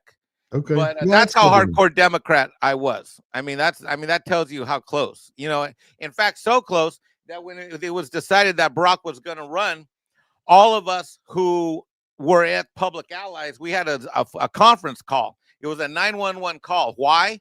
Because all of us who ran the different offices had a videotape, had a copy of a training tape where Michelle Obama stood up in front of all 150 of the staff nationwide that were assembled for this weekend training. She said something to the effect of, hey, all y'all white people that are sitting here don't think you're our real allies, because when the revolution comes, we're going to set all you liberal leftists on fire along with the rest of the conservatives. Well, exactly like Stalin did. And the purpose of the call, that call that I was on, was because we all had a copy of that video cassette, because it was on a training tape that we used in our local offices, and we were all ordered to like turn in those tapes so that none of them would get out. Can you imagine if that had gotten out? Yeah. Obama might never have been elected. No, it wouldn't have been. And by the way, I was so hardcore of a Democratic Party activist that I've been in rooms in Santa Clara County counting votes. You know, all this bullshit that people like to say that elections are stolen. Bullshit. We made sure in Santa Clara County with the labor unions that the votes were counted the way they needed to be counted. Wink, wink. Yeah. And you can do that pretty easily by controlling who's in the room, type of stuff. You know, as recently as just this past election, I got 3 ballots mailed to me from California. 3! And I left that state in June of 2021. So all the Democrat, liberal, leftist retards that say there's no such thing as election interference or fraudulent elections, kiss my fucking ass. I know too much. I've seen too much. I've experienced way fucking too much. But yeah, I mean, when Hillary wasn't elected, I had a fucking meltdown. I thought the world was over. Yeah, like Brandon Struck when he did, because he was Just like Brendan, I had a fucking meltdown, just like that chick, I had a meltdown. But slowly but surely, I had to realize that the Democrats were lying to my brown ass, that I was, that I was completely living a false reality. Somehow I convinced myself of, I don't even know how many different lies that I thought made me righteous.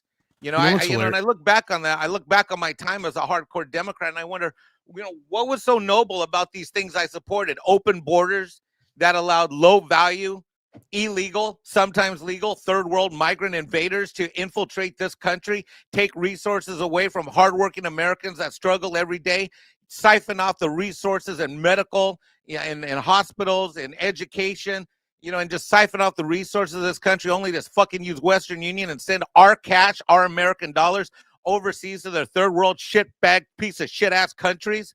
Yeah, Mexico would collapse if we were to cut off all the remittances. It would, and I'm wondering if these foreign third world migrant foreign invaders are so fucking valuable, then why in the hell are the countries they come from shitholes? Because they are. See, because they don't fight for them. That's the other thing. See, that's one of the first things. When my grandfather and my grandmother came to the United States right after World War II, they fought and worked for years to get their citizenship because they wanted to be Americans. They could have gone anywhere in the world. My grandfather had studied history. He's like, I love the Constitution. I love America. I want to be an American. So he did everything he could to be an American. And he told me, the thing you always fear are the people who come here just for money when their country is going to crap. I said, if Greece was okay, would you have stayed? He goes, no, I wanted to be an American. But he goes, if they were fighting, right? He goes, I would have stayed. You don't want people who are coming here who left their country, their shithole back there because they were afraid to stand up for it, because that means they're not going to fight for this nation. It's the same. You don't want America. You don't want cowards. Worst of all is we've crossed a line, Mike. Now I feel this is different. We have most certainly crossed a fucking line. I've been joking for 4 or 5 years since I moved here from that shithole state, California. God, I'm so glad I left that fucking shithole state. The biggest reason I left it, on top of everything, is I found that it was hypocritical. Like when I looked around, everybody's like, I'm like, why do you like California? They're like, oh, I love the weather. I love that I can go skiing. I love that I can go surfing. I love that. But in reality, go out at night. In reality, no one in fucking California does all that shit. Either because it's too expensive, there's too much time in traffic, it's not safe, or it's too expensive to have, or they can't afford the time off, or they're too fucking stressed out. And so there's this fucking fake life of California that it's so fucking great. And in reality, everybody's there like living like a lobster in boiling water that's just getting hotter and hotter and hotter. But since they're lobsters and there's still water, they're like, oh, I'm still going to stay here. And I got family there, and I got friends there, and I got clients there. And it took me moving across the country to another environment for me to realize how fucking retarded that fucking state is. It's completely fucking retarded. And it's full of hate. I'm out here in South Carolina. I regularly drive to the middle of nowhere, Georgia, North Carolina, South Carolina, backwoods of Tennessee, backwoods of Florida. And you know what I don't see? I don't see any fucking racism. I don't. I do not see any fucking. I see more mixed couple. Shit, I go to Savannah Airport, and I regularly will see a mixed couple with adopted black kids, like on the regular. Like everybody just gets the fuck along. It's like the South figured out racial shit a long time ago, but somehow all these intellectual liberal motherfuckers, online think that there's still fucking race out there, and there's no, and there doesn't have to be. There literally doesn't have to be. I am disgusted that I was a Democrat. I am disgusted that I was part of a machine that I helped build in Northern California that ended up letting people like Gavin Newsom and others get elected. And yeah, I donated to his campaign. Yeah, I voted for him. Yeah, I was a big donor for the Northern California Democrat Party that sponsored mayoral elections. So I'm on this show to say I was part of the fucking problem, and I am ashamed and embarrassed and disgusted by what the Democrat Party has, and I think that the party needs to just fucking go off a cliff and die, because there is no moral compass, there is no honor. I mean, what does the Democrats stand for? Cutting dicks off? Killing boobies babies off, and cutting dicks off. Yeah. killing the unborn children before they have a chance to survive. And fucking with I was very kids, yeah. pro-choice until someone sat me down and made me look in the mirror because I'm adopted. And someone sat me down and said, Mike, you talk a lot of shit about being pro-rights and like a woman's right to choose and all that. You could not even fucking be here. What if you weren't here? How many lives? If Mexican Iron Man, and I'm not saying I'm this great guy, but there's a lot of fucking lives, a lot of companies, and a lot of people's lives that are made better because I'm alive, and because at the time that it happened, my family stopped that thing from the abortion from happening, and it took someone to sit me down, and look me in the mirror, and make me realize I was being a fucking hypocrite. Because I didn't, we don't have, if they don't have the money we're fucking dirt poor.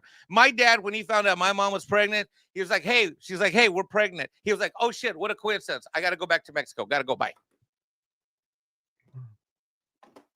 Anyway, I'm disgusted. I'm pissed off. I've been joking for 4 years that now that I'm in South Carolina, I'm prepared for zombie attack, alien invasion, or crap. And I am well prepared. Tom Connors came and visited me. I am fucking ready. Bring it. It's just overwhelming today. Not in a sense. It's like there is no way today that we can deny reality. No one, even the people who have their heads in the sand like an ostrich. It's time to pull them out. You're not doing yourself any favor. This is a moment. Yeah, man was killed for nothing. The House was having a moment of silence for Charlie Kirk, and the Democrats started. Oh, of course they did. See, they cannot. I am happy because they cannot control themselves. Yes. It's the same reason I want Mamdani to win. My friend Brandon Strzok is trying to stop him. And in one aspect, if he can, great. A lot of hope. But another part of me wishes that Mamdani wins in New York City just so the country can see what 4 years of communism, that he's not hiding what communist policies will do. I think it would be the greatest gift to the nation. I want to know when Democrats are going to start talking about white supremacy and start talking about minority degeneracy. Yeah. The Democrats will use anybody for anything. It's the same way people don't realize Van Jones. How do you know the person who shot Charlie Kirk today didn't listen to this segment? Listen just a few seconds what Van Jones says. For people to jump on bandwagons. Hurt people.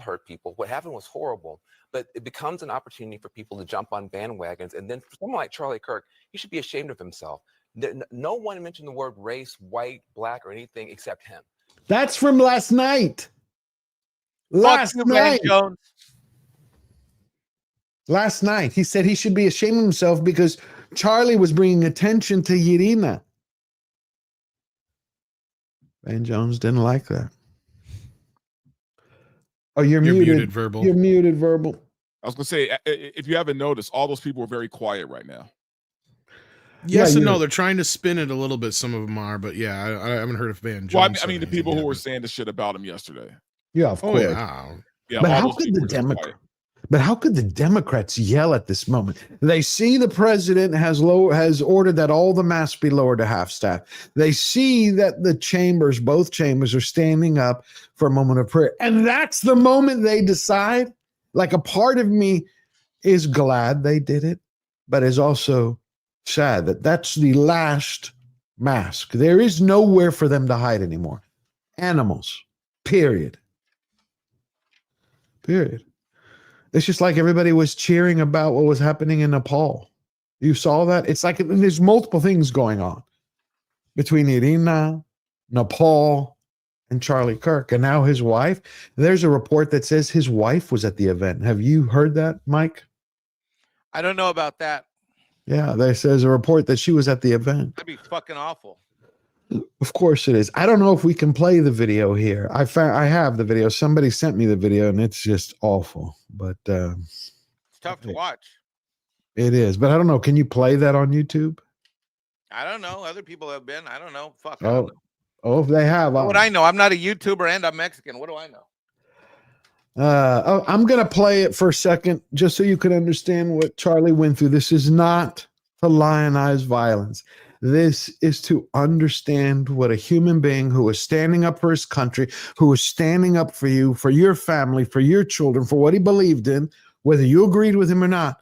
He was standing up for you and yours. And this is what he suffered. Here it is.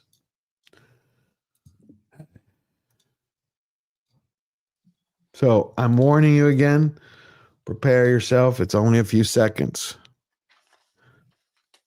Yeah, I know it is awful. Yeah. Yeah, maybe it's best not to play it.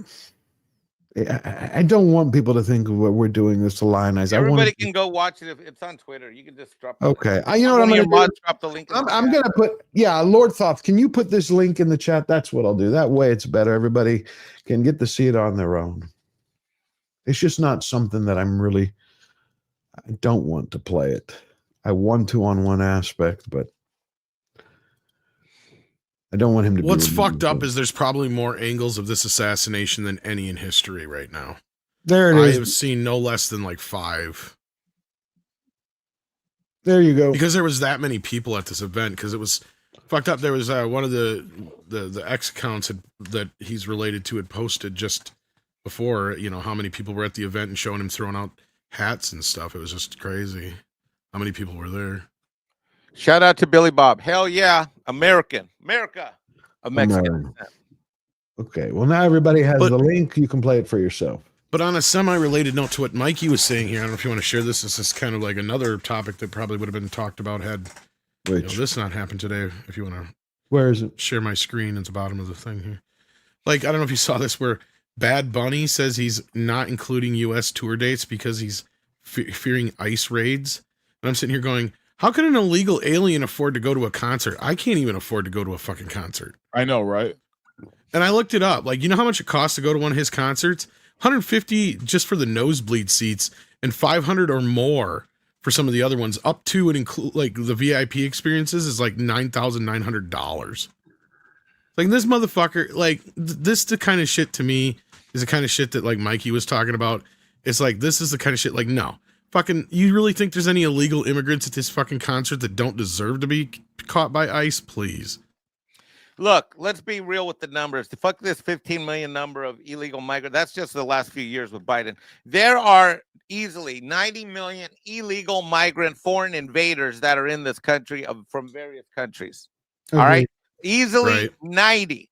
Now, if you count the ones that are supposedly legal, which means H-1B visa and all the other bullshit programs, which I would argue are even more, is even more of a problem on top of the others, because a lot of these guys are taking American jobs. They've got legal right to work here, and they're holding up slots. Now, just imagine, if you will, humor me, if you will, you left-leaning Democrat centrist retards out there that might be watching the show. Humor me, if you will, when you look at your life and you look at your mortgage, you look at your rent, you look at your eggs, you look at your gas, you look at the time you spend in traffic, you look at how long you wait in the ER, urgent care, the number of kids in your classroom, the list goes on and on and on and on.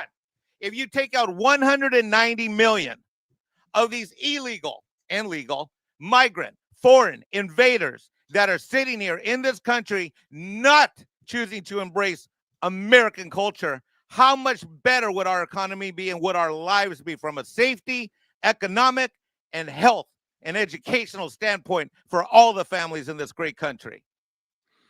Yeah, South Park better not make fun of this. If they do, that will be the end of them. Yeah, I agree with you, Mike. I agree with you. There's just so much to cover that's intertwined. George doesn't know what to do with me right now. He's never heard. No. I'm glad you go. It's like, it's just, there's so much. I had prepped the show originally so we could get into Irina and then what's going on. You want to talk about Peacemaker?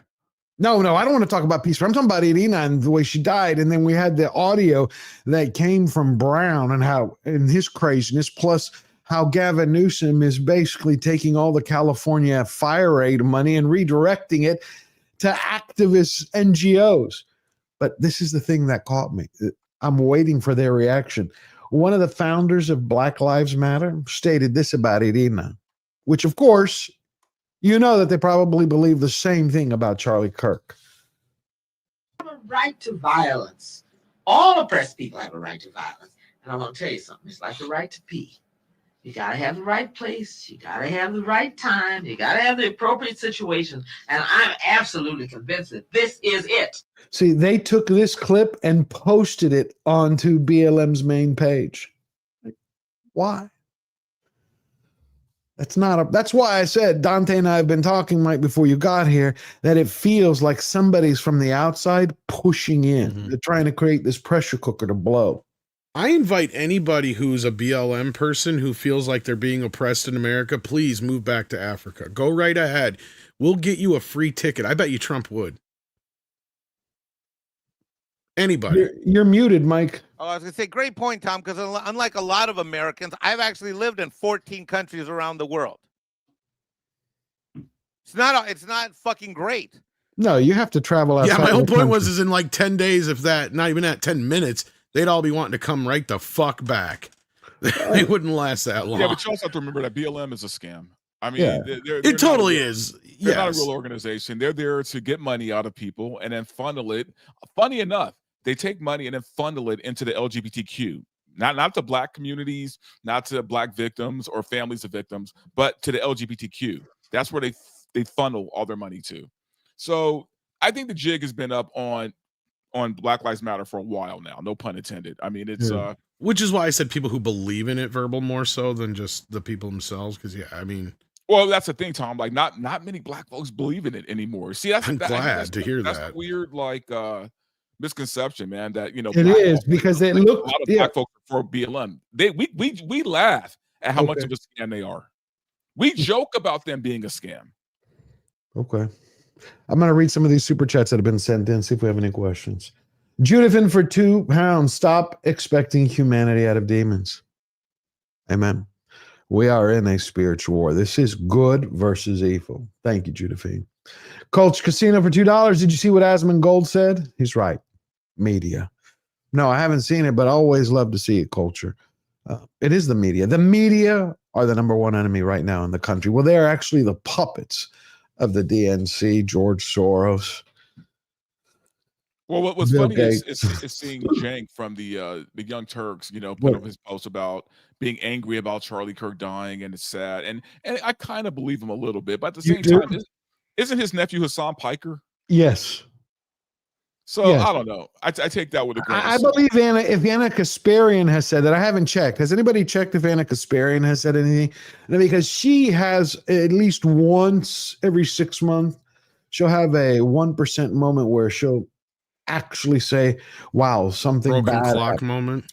I don't know. Yes. I disagree with you on that, because ever since she's been doing the her podcast with the Patrick Bet-David people, she's been far more reasonable the last 6 months. I was gonna say, ever since she got, what was it, like assaulted or fucking Got assaulted, yeah. That was Whatever it number was, one. yeah. And once she started doing the Patrick Bet-David all-female podcast, it's called the Hercast or the Yeah, Her I've seen Podcast. it. Except for Israel, she goes batshit crazy. What? Except for on the topic of Israel, where she goes batshit crazy. All right, yeah, on that topic, she's batshit crazy, but I'm saying all her other positions have shifted. Yes, they have. They have. Which again, it's like Bill Maher. Do these people actually change? Like, is she actually changing, or is she just merely adapting because she's on? Well, Bill, I'll say, just hasn't Bet-David. changed. He just has always been, and that's one thing I will say. What you will about Bill, he's fairly consistent in his views. Yeah, I mean, always and has he's somebody who, if you show him some evidence that proves him wrong, he will accept it. Unlike a lot of folks in that. So, like, that's one thing. Like I said, you can consider him a piece of shit sometimes for some of the things he says and does. But at the end of the day, when it comes to politics, he's actually one of the more level-headed lefties. Okay, I will agree and disagree, and I'll say this. Remember, when Bush got into office, he would not stop beating the drum about Bush was a Nazi. He was the first one to call, and I can't stand Bush. I regret it to this day that I ever voted for him. I say that every time I mention his name. It's kind of like Beetlejuice. You know what, though? I bet And you he if you then confronted him with apologized. that, And then, no, he brought it up 10 years later. He brought it up actually in the second year of President Trump's first term. We got to stop calling President Trump a Nazi. I'm like, you started it as. The problem is I see that he's anti-woke. This is my question. I think my point was, Is I he think if you anti-woke? I think so, yes. And I think if you confronted him with the video of him calling Bush a Nazi I think he'd at least have the decency to go, you know what? You were right. I was being extremely hyperbolic, and I apologize for that. Because he was. And he's one of the few guys who has no rhyme or reason to like Trump at all. Because for those who may not remember, he got sued by Trump over a fucking joke. Like, and he's somebody who's actually been kind of like, you know what? The media needs to back the fuck off a little bit, and people need to back the fuck off a little bit. This guy is not Hitler, right? As much as we don't like him, I mean, and he at least had the guts to, and he took a lot of shit for going to talk to him.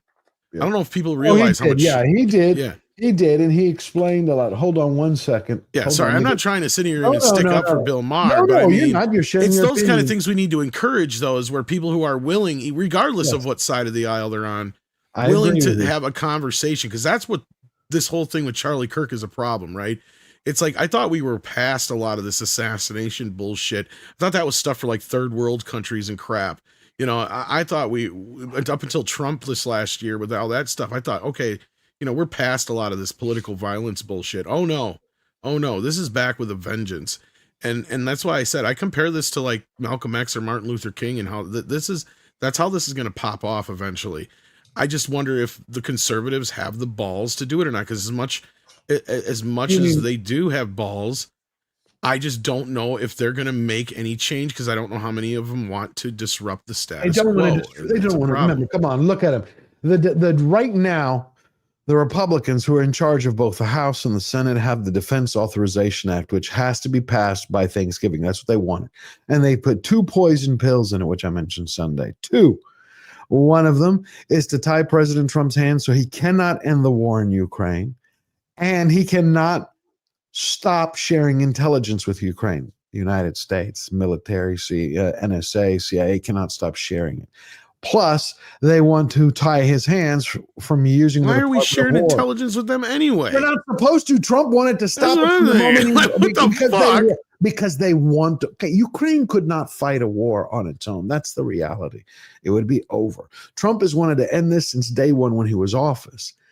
He cannot. That's why he's trying to work with Putin. That's why he's trying to get the EU. They want a war with Russia. Anyway, that's a separate topic. Eric Heffelfinger, these are the same Republicans. I bring this up because these are the same Republicans who are not about America first. They're not MAGA. They are the uniparty. The only thing they care about are their masters and their donors. Remember, it's like every few years, you got one team with 2 sides. Your shirts for this year, your skins for this 4 years. Now we flip. Why aren't they fighting? They have the perfect president in place to pass common sense, 1-page legislation. Drop it every day. Help the country. Bullshit. Now John Thune is talking about using the nuclear option after the Democrats have stalled almost all of President Trump's nominees. He's like, now we're going to take a look at it.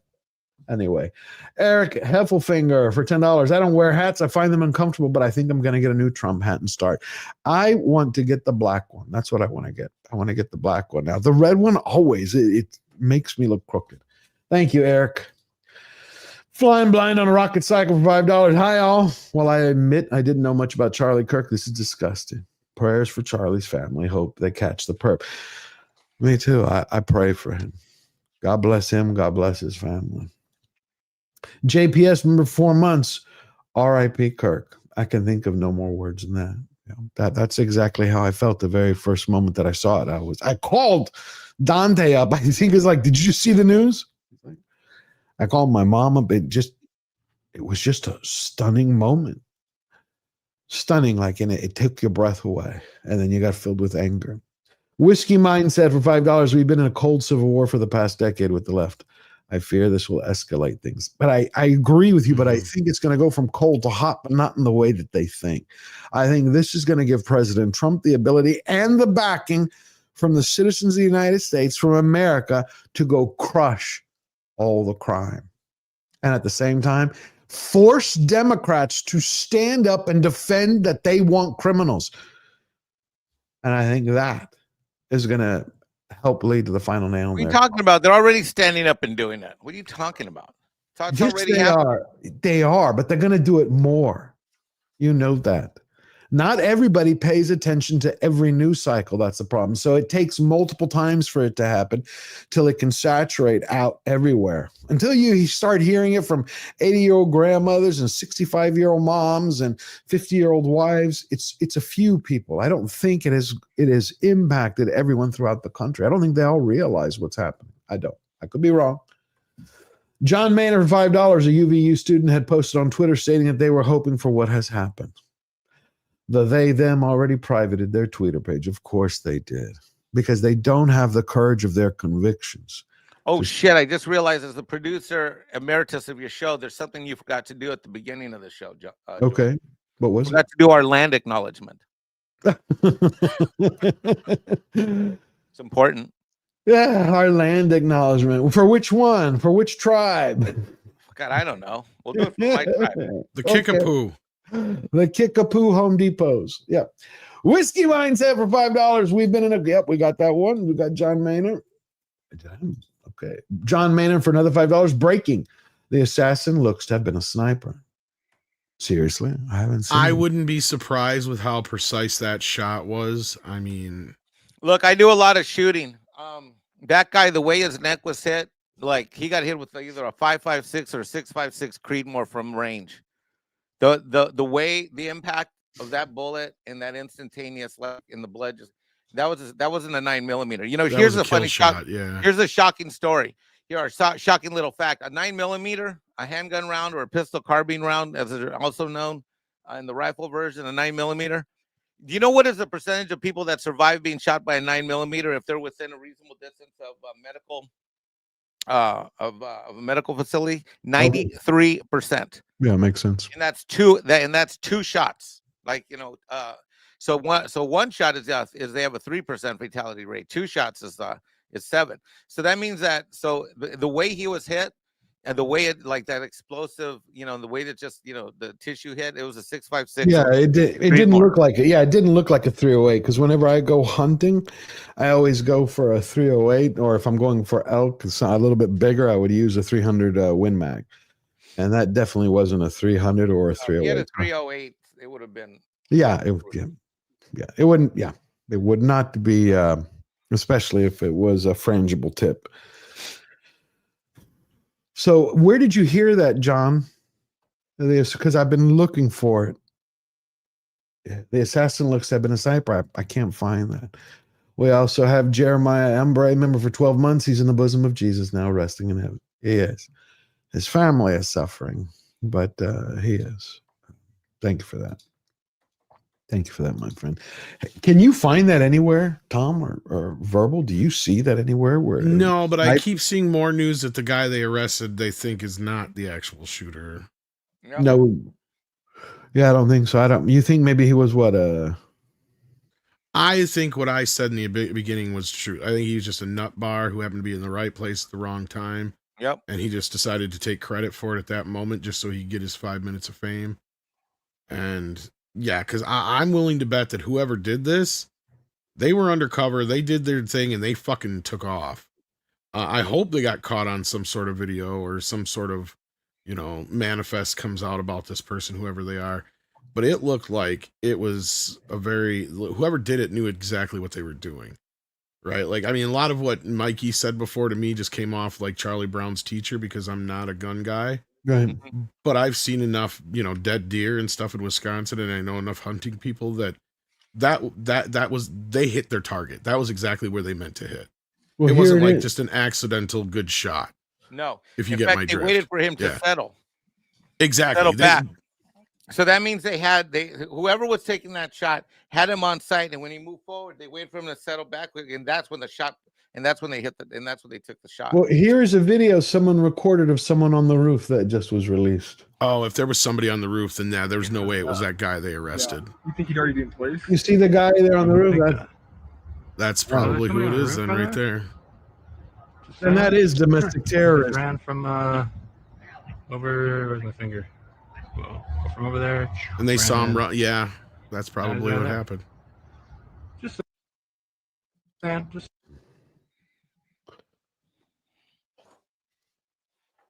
Democrat shitheads. It's just Oh, Trump is so awful. I'm a Democrat, and Trump is so awful. Get the fuck out of here, you pussy ass bitches.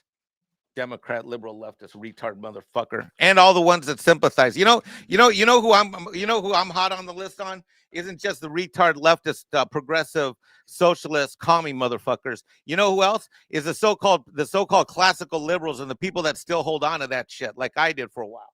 You know, anybody that calls themselves a classical liberal in the modern era is aiding and abetting this bullshit. Wake up. You're either for this country or not. Take your classical liberal shit and get the fuck out. Because that's what I was. I was living that kind of delusion. Take a stand. There's no honor in something that doesn't exist anymore. Right, but what is it? What was your tipping point? Which one? Your tipping point. Your tipping I don't know. point. Maybe I was so sad that Hillary lost. I went to the other side. Fuck, I don't know. Some kind of Star Wars shit. I don't know. No, really. I know a few points. But No, I mean one point. Like one, I had a few come to Jesus points. One point was when I didn't have money to donate to the campaign, and the Democrats started treating me like shit. I remember you telling me that, Mike. Yeah. Like I went from because I donated a fuck ton. I'm talking tens of thousands of dollars, and I had dinners we would raise easily. You know, the council member, the supervisor, the assembly person would show up. They'd walk away with a check for 10, 25 grand. And I did those dinners all the fucking time. I just, bring my clients in. We'd have a fancy place, get a private room, wine shop. You know, it's $500 a head, $1,000 a head, small group, intimate setting, boom. But when I stopped donating, I noticed they started treating me different. And I was like, but the cause, but brown rights, but minorities. And they're like, well, Mike, these causes are important. And when you feel you're able to contribute to these causes again, we'd love to have you back at some of these events. Well, here we go again. Yeah. I mean, one of my major points was hold on one second. One second. No, I don't want to interrupt you, but I have to. Because JD Pritzker, JB Pritzker just put this out. I just have to.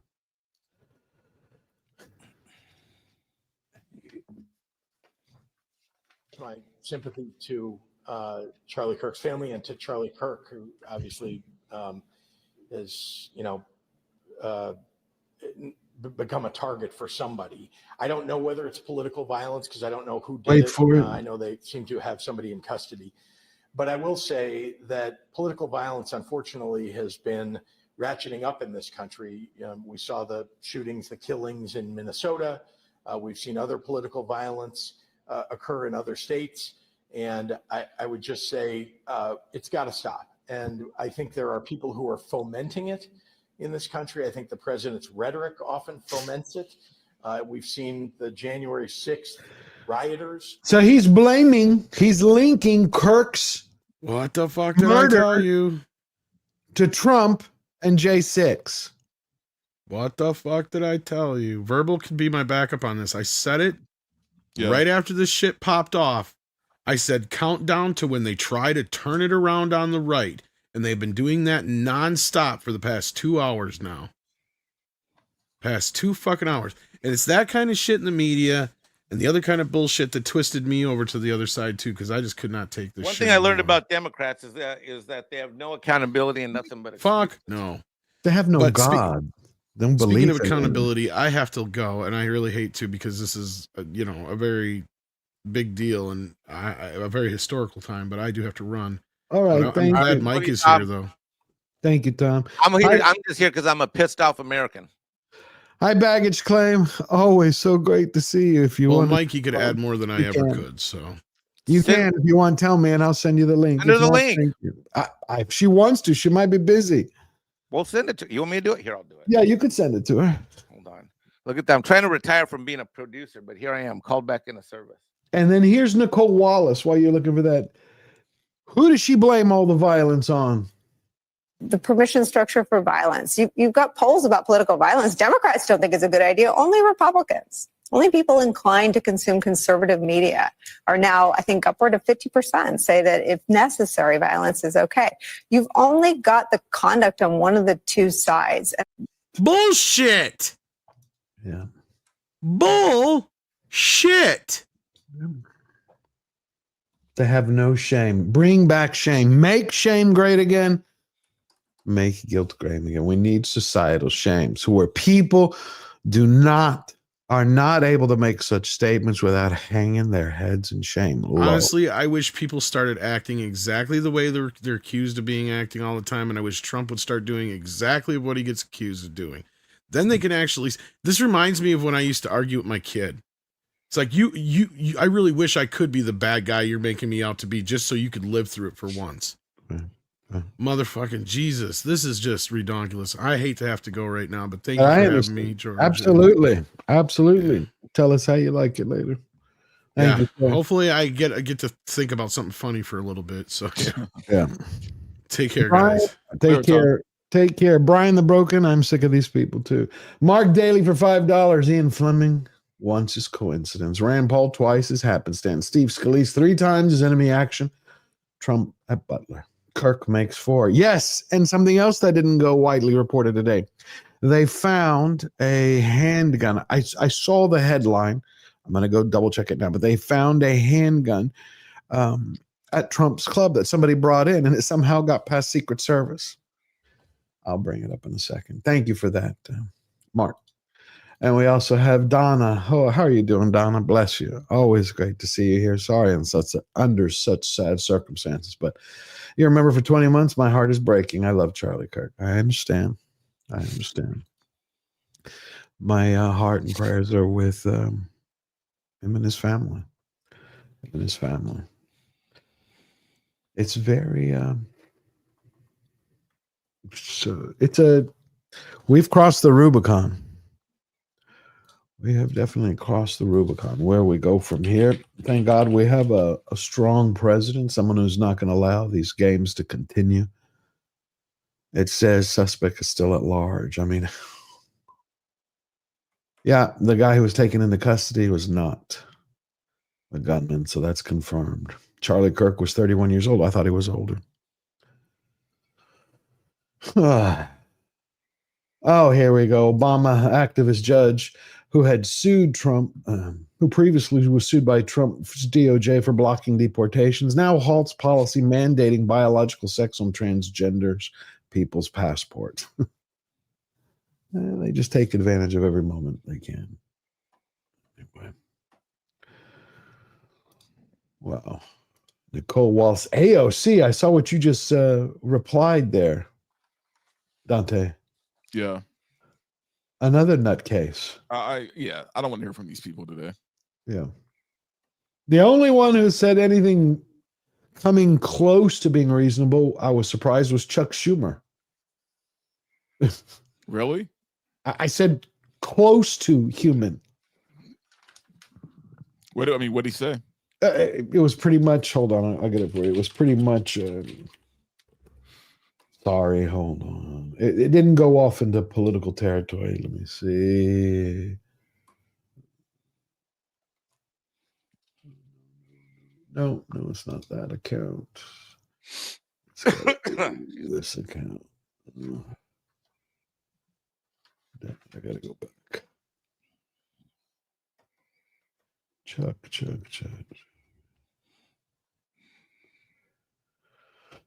Wow.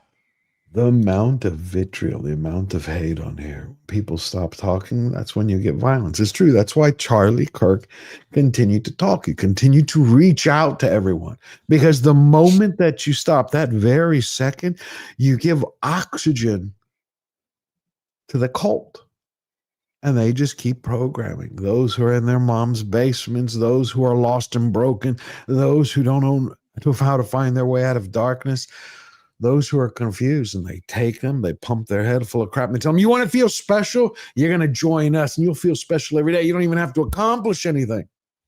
Charlie kept trying to reach them. Again, agree with him, disagree with him. That man fought every day to reach out to people. And yeah. Wow. Hold on. Let me pull this up. This is interesting. God bless. Thanks. Hold on. Here we go. Oh, here we have baggage claim. Hi. Hi. How Sorry. are you doing? I just got a little emotional, but so I I was understand. hoping not to do that. It's okay. I understand completely. When I started the stream, I was huffing. It was hard. I mean, you know what it is. You're talking, we're here together, but you're talking about a man who is trying to bring the best out of everyone, who is trying to preserve the best out of our nation. Yes. And he was representing a very important part of what we all believe here, what we as Americans believe here, is that you should talk about ideas, and then the ideas should fight. It's the ideas that should duke it out, not mortal flesh, and that the best ideas should survive. But the fact that the left is completely okay with taking aim like this because they know they can't win. And it's actually, they're at a point where they're losing a lot. They're losing the culture of war, which is why they're doing this. They're resorting to this at a point that they're losing the culture of war. And they think that they can quiet a voice like Charlie Kirk. When he was in critical condition, I thought it's the left that should be praying that he survives more than the right, because his voice is only going to be elevated from here. This is, you can kill a person, but you can't kill what they represent. And this is only going to bring more attention to the fact that this is how low the left is willing to sink. I don't know who said it just a moment ago, that the reason that someone walked away from the left was seeing behavior like this.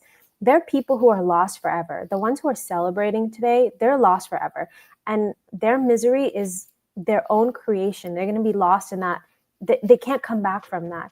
But the people who are reasonable today, they should really look at what they support, what they're backing, and if this is really what they want to stand by. Yeah, it's beautifully said, accurately. The people who are celebrating, because earlier we were playing some videos of people cheering, singing songs, and I'm like, this is a human being, guys. It's like, even a leftist, I wouldn't sit here and... Now, I would say if it was someone like a Hitler, a Pol Pot, I'd be dancing a fucking jig. I would. I would. I'm going to say, I wouldn't do it on TV. I wouldn't do it publicly, because it's... But you have evil monsters. But to do that for somebody, he didn't control a military. He didn't have an army. He had his heart, his soul, his mind, his faith, his belief, his family, and his voice to move people with his words. But it shows us, that they have lost the battle of ideas. And so now they're having their reaction, their tantrum. And people are paying the price for it. This is one of those times where the leftist politicians aren't the biggest problems, right? Right now, I am livid against the left media. Like, the media is who I'm after right now.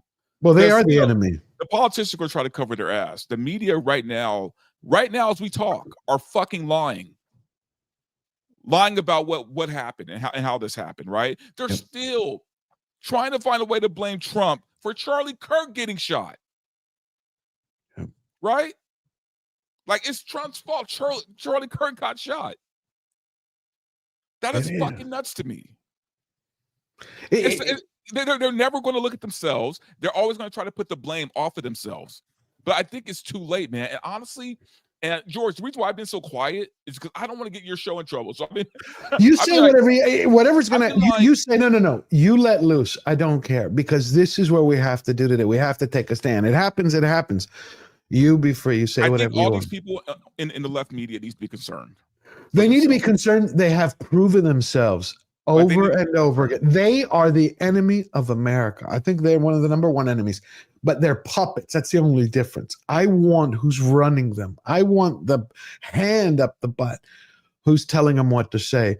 For some reason, and I don't know why, maybe baggage claim, I don't know if you're feeling this way. I don't know why this feels different today. It's when Trump was shot, it's like I got punched in the gut. This feels like I got the wind knocked out of me, and then I got angry. It's not a president, obviously, not a presidential candidate, not a politician, but there's something different because it's a civilian. There's just, I'm not able to rationalize it yet, to make sense of it, but for some reason, I feel like there's it has in one way more weight. I think it's that my husband said the same thing. He says this is not the headline I would have expected at all. He said it does feel, and he said something similar, that it felt like such a punch. I think it's that idea, you know, the Joker says this in The Dark Knight, that when you blow up a bus of soldiers, it makes sense. It's what you expect in wartime. And then, but if you replace that with children, it's something completely else. And I think that's what it feels like here.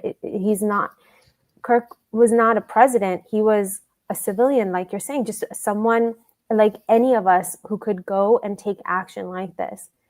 And to go after him, the expectation is that if you go into a public role, like any kind of public office, there is that expectation that someone is going to try to hurt you. But you don't have that expectation doing something like this.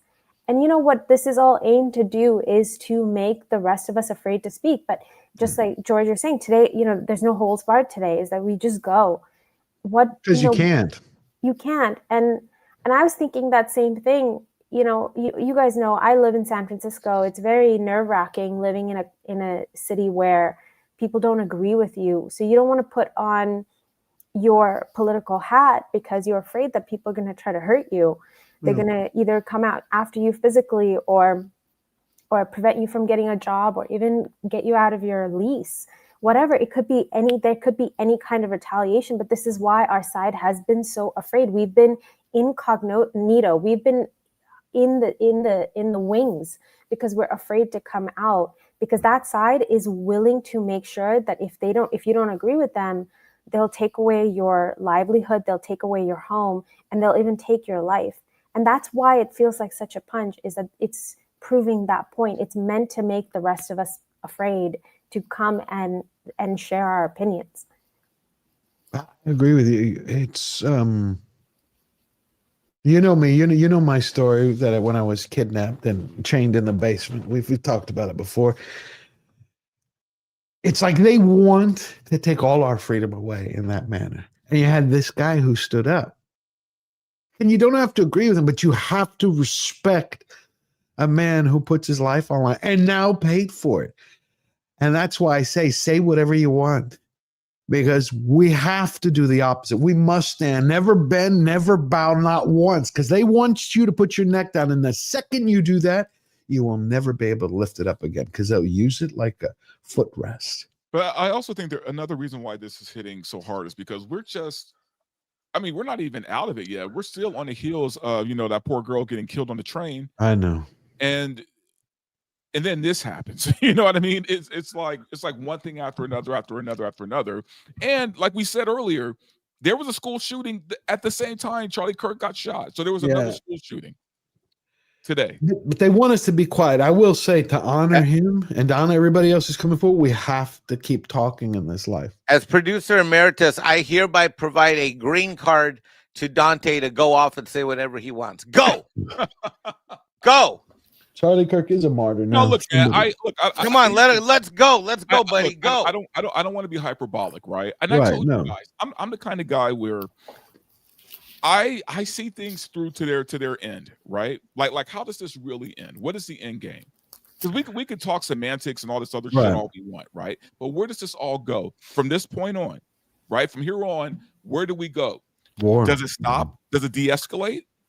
Or do we go further than what Even if we it are right now, right? If it de-escalates, it would be temporary thing, unless you can somehow convince not 40% of the country, because it's not 40%. It's the 20% of the 40%. It's the zealots and the fanatics. Mm-hmm. A month ago, we were having a conversation. I said, just like the laws of physics, two things cannot occupy the same space at the same time. You cannot take two cars and put them in one garage. You need a two-car garage. You cannot have two competing ideas of America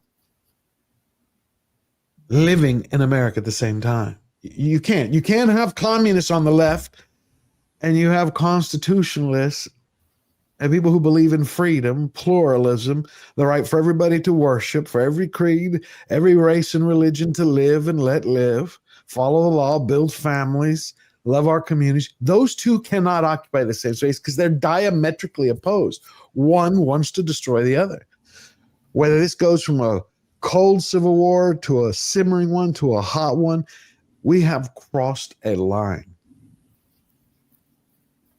There is no going back. I don't see how.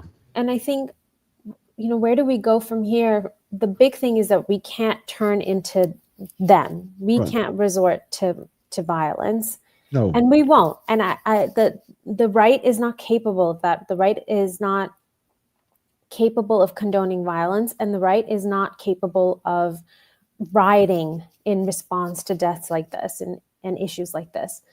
What we can do and should do is not allow viewpoints to be suppressed.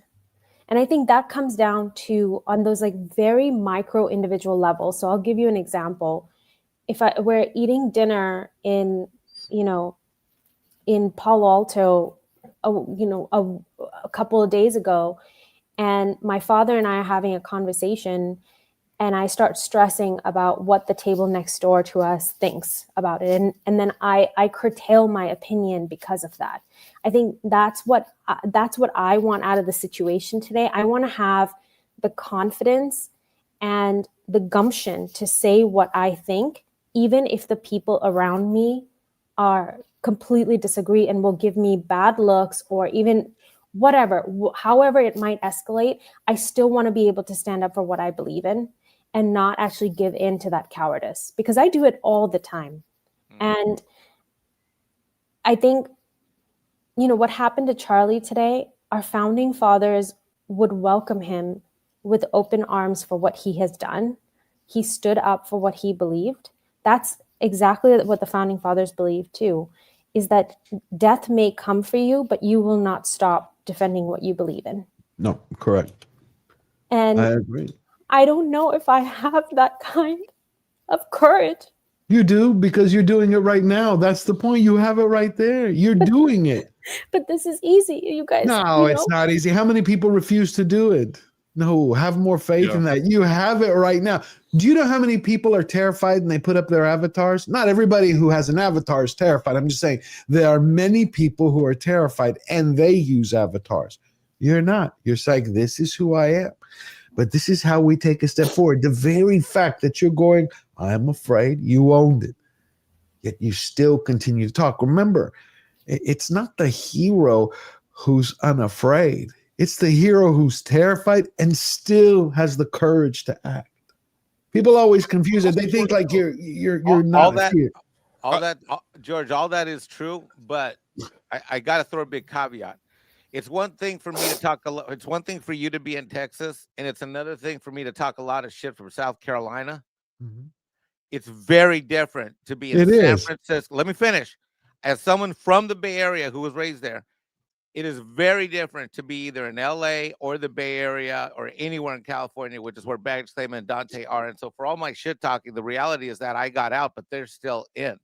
And I cannot imagine waking up right now in Cal. See, when I wake up every day and I go anywhere, I'm ready for anything that can happen. Wink, wink, hint, hint. You know what I mean? Yeah. And I mean more ready than anyone could fathom, except maybe you, George. Yeah. The thing is, though, can you imagine Dante Banksy? I can't imagine if I were still in California, waking up with this heightened sense of violence, this heightened sense of who's really my friend or not, who's going to judge me, and then what could happen to me on the BART. What could happen to me on the LA train? What could happen to me when I'm in Santa Monica? Because Lord knows in that state, you can barely carry a knife, let alone anything more serious than that. And it's hard. And I own a gun. I don't know how you guys do. I do I not can't know how carry the it. two of you do it every day, Dante and Banksy, being in that state. No, look, it is hard, man. And the thing is, I ride the train pretty often, actually. And look, I'll never put blame on that girl at all for what happened to her. That's messed up. That never should have happened. But I will say this: you have to have situational awareness, man, when you ride these public transportations, man. Like, I'm a big dude, right? And Yeah. and when I'm on a train, man, my eyes are constantly moving, constantly looking at everything around me, everybody around me, because I don't trust anybody. And I've seen people on trains get attacked with knives. So it's messed up when you live in a state that encourages crime, right? And yeah, it's hard to speak up, but look, at the end of the day, we are, and maybe we don't have the biggest platforms or whatever the case may be. We're at least saying what's on our mind, and we're not hiding it. At least for me, I'm not hiding behind avatar. When I talk, you see my face. Yeah. So, and that's why I said the same thing for baggage claim. You're in, like you said, San Francisco. Each step that you take, look, you're strong. You feel it. This woman just came out, a comic book writer. Sorry, it took my breath away. She says she hopes the bullet is okay. Yeah, Gary posted that. Evil. Hey, that kind of mind, I get it logically because my mind goes cultist, brainwash, put them in their box, foul, monster, got it. Demonic, not human, but still a part of my heart's like, it kind of like, really? It's, dude, I mean, 2 kids just lost their dad. Yeah. And the thing that's scary, man, for me is not even scary because I'm not fucking afraid of these people. But I think what bugs me the most is the fact that about this situation with Charlie Kirk is the fact that because of what he did, because of who he was, it's almost like, and the reason why maybe it hit so hard for all of us is because we could all be him. We could all be in his place. We all do the same things. We all talk about, the same type of topics. We see ourselves in him because that could be us. I could be at Comic-Con on a panel, right? And someone takes a shot at me. Yeah, it's like we can see ourselves in that situation. Courage, chin up. You're doing it. Because like I said, we're here together. Charlie Kirk went to that event fully expecting to go home to his wife and kids. And you saw him, if you watch the event in the beginning, he does what he always does. He's throwing hats out, cheering, saying, ask me any questions you want. Oh, sorry, this just came out. FBI Director Kash Patel. So they got him. The subject for the horrific shooting today that took the life of Charlie Kirk is now in custody. Was it the old man? No. No. They're not saying who, though. They're just saying they got him. This for baggage claim. Mark Daly for $10. Baggage claim. George is right. You're speaking your mind and doing so in a form owned by people who don't want to hear it. That's not easy. I admire your bravery. That is. And from where you're at.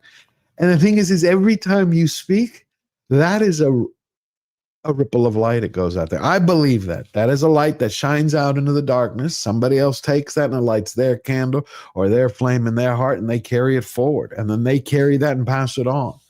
And that's how we fight. Because this is darkness. These aren't people who want to have a conversation anymore. They don't. We're past that. No, it's what I think you're right, George. It is that they want to lock people up into a basement and just completely banish them from their reality. That's what they want to do.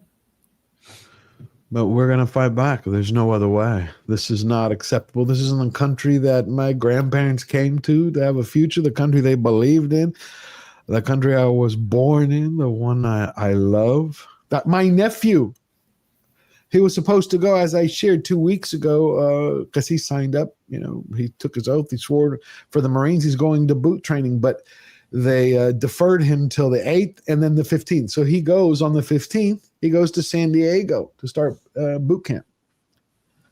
So he can be a Marine. And incredible. Yeah, I'm proud of him. 18 years old. He thought about it for a year and a half because he first came to me. He's like, I want to do this. I'm like, hey, first of all, don't do anything while Biden's in office. Wait till the election. Because you, God forbid, you don't know how it's going to break out. You don't want to go into some woke military where they put a dress on you and high heels. But so he waited. I said, then wait a few months till Trump has had a chance and Hegseth to start repairing it. And so he did. He trained. He got in shape, mind, body, spirit. And now he's going over there. And of course, my sister's freaking out, his mom. And I'm like, he's going to be a warrior. He wants to serve his nation. I said, that's heroic. I'm like, going to be fine. I love, it's what Charlie did today. He didn't have fatigues on. He didn't have a rifle out. He had his heart, his hand, his mind, and he was sharing it there with people. Because he was trying to change minds. If he didn't want to change minds, you know what he'd do? He would go do a Turning Points USA event where it would be everybody in the same group, everybody talking to each other, sharing the same thing, and that would have been it. But he went out to a university. He's like, everybody, come on, let's talk. Powerful. That's powerful. Mark Daly for another $5. I take no pleasure in saying this, but there are monsters out there who won't be stopped by words. That's what Charlie was trying to do. They are. But you know what they will be stopped by? By the fact that we are all awake. And when you're all awake, every single one of us, and we say no more, you shine a light on them, there's nowhere else to hide. When there are no more shadows left to go, you watch how fast those snakes shrivel up. And I think Trump is going to squash them. I think he's going to use this as a predicate. Don't you think that Trump's going to use this as a predicate? Yeah. I just have the feeling. Mike, what about you? He was going to go into Chicago in 2 weeks.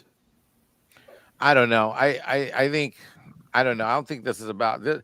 This is different. This isn't about an event that gets political. This is about people like Baggage Claim, people like you, people like me, people watching in this chat, people like Dante. This is different. This is different. This isn't about something happening. What will Trump do with it? That will happen no matter what. This is different. What are we going to do about this? How is this going to affect our behavior? How is this going to change how you choose to live your life, interact with other people, what you choose to stand up for, how fearful you are when you hide behind the keyboard, and how brave you are? Like Dante made a great point, which is I've always respected him about this. You know, and Dante, you'll know me very well. I've only met a couple times in person, but the fact that you are camera on and speak your mind blank, point blank, and you're very accessible. If someone hated you, shit, you're right, dude.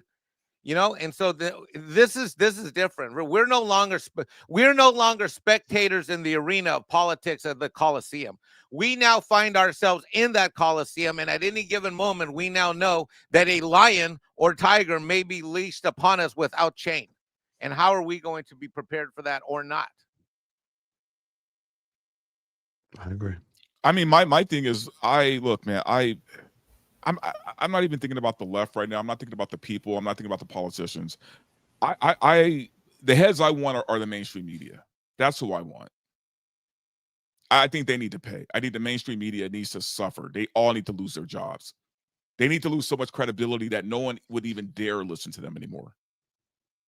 And they still don't learn from it. They still double down and triple down. Man. Because look, at the end of the day, their job is to lie. Their job is to lie, and that's what they're doing right now. I'll tell you why. That's because they feel. Now, I will say this: they feel comfortable. They feel safe. That they can get away with lying. That's what has to change. That's what has to change. That they need to be shamed in a way where they can be held accountable for the lies, because those lies, whoever they have found, whoever they have caught, whoever the FBI has, those lies that played a role in it, whether it was Maxine Waters starting it in 2018, Jesse Perlman who continued it, every one of those politicians, everybody in the media. Brian Stelter the other night he goes, did you see how horrible these MAGA are treating Irina like they care about crime? I'm like, the woman is dead. And they're trying to shift it into politics. MAGA is stunned that the news wouldn't pick it up. And Brian Stelter is sitting here going, typically crime happens every day and it doesn't make the national news. But this one did, because MAGA won't shut up about it. Of course they're not going to shut up about it, because they watched a rose in the beginning of her bloom get cut down for nothing. It could be anybody. So, but yeah, at the same time, they built fucking altars to George Floyd. I looked that up, by the way. Let me just tell you. Okay. George Floyd, this is Nielsen ratings, right? Combined with AP's analysis. George Floyd's 9-minute and 29-second clip of him, right, was aired nonstop on a loop for over 400 hours of combined broadcast coverage. 1,880,507 news articles from May 25th to June 8th.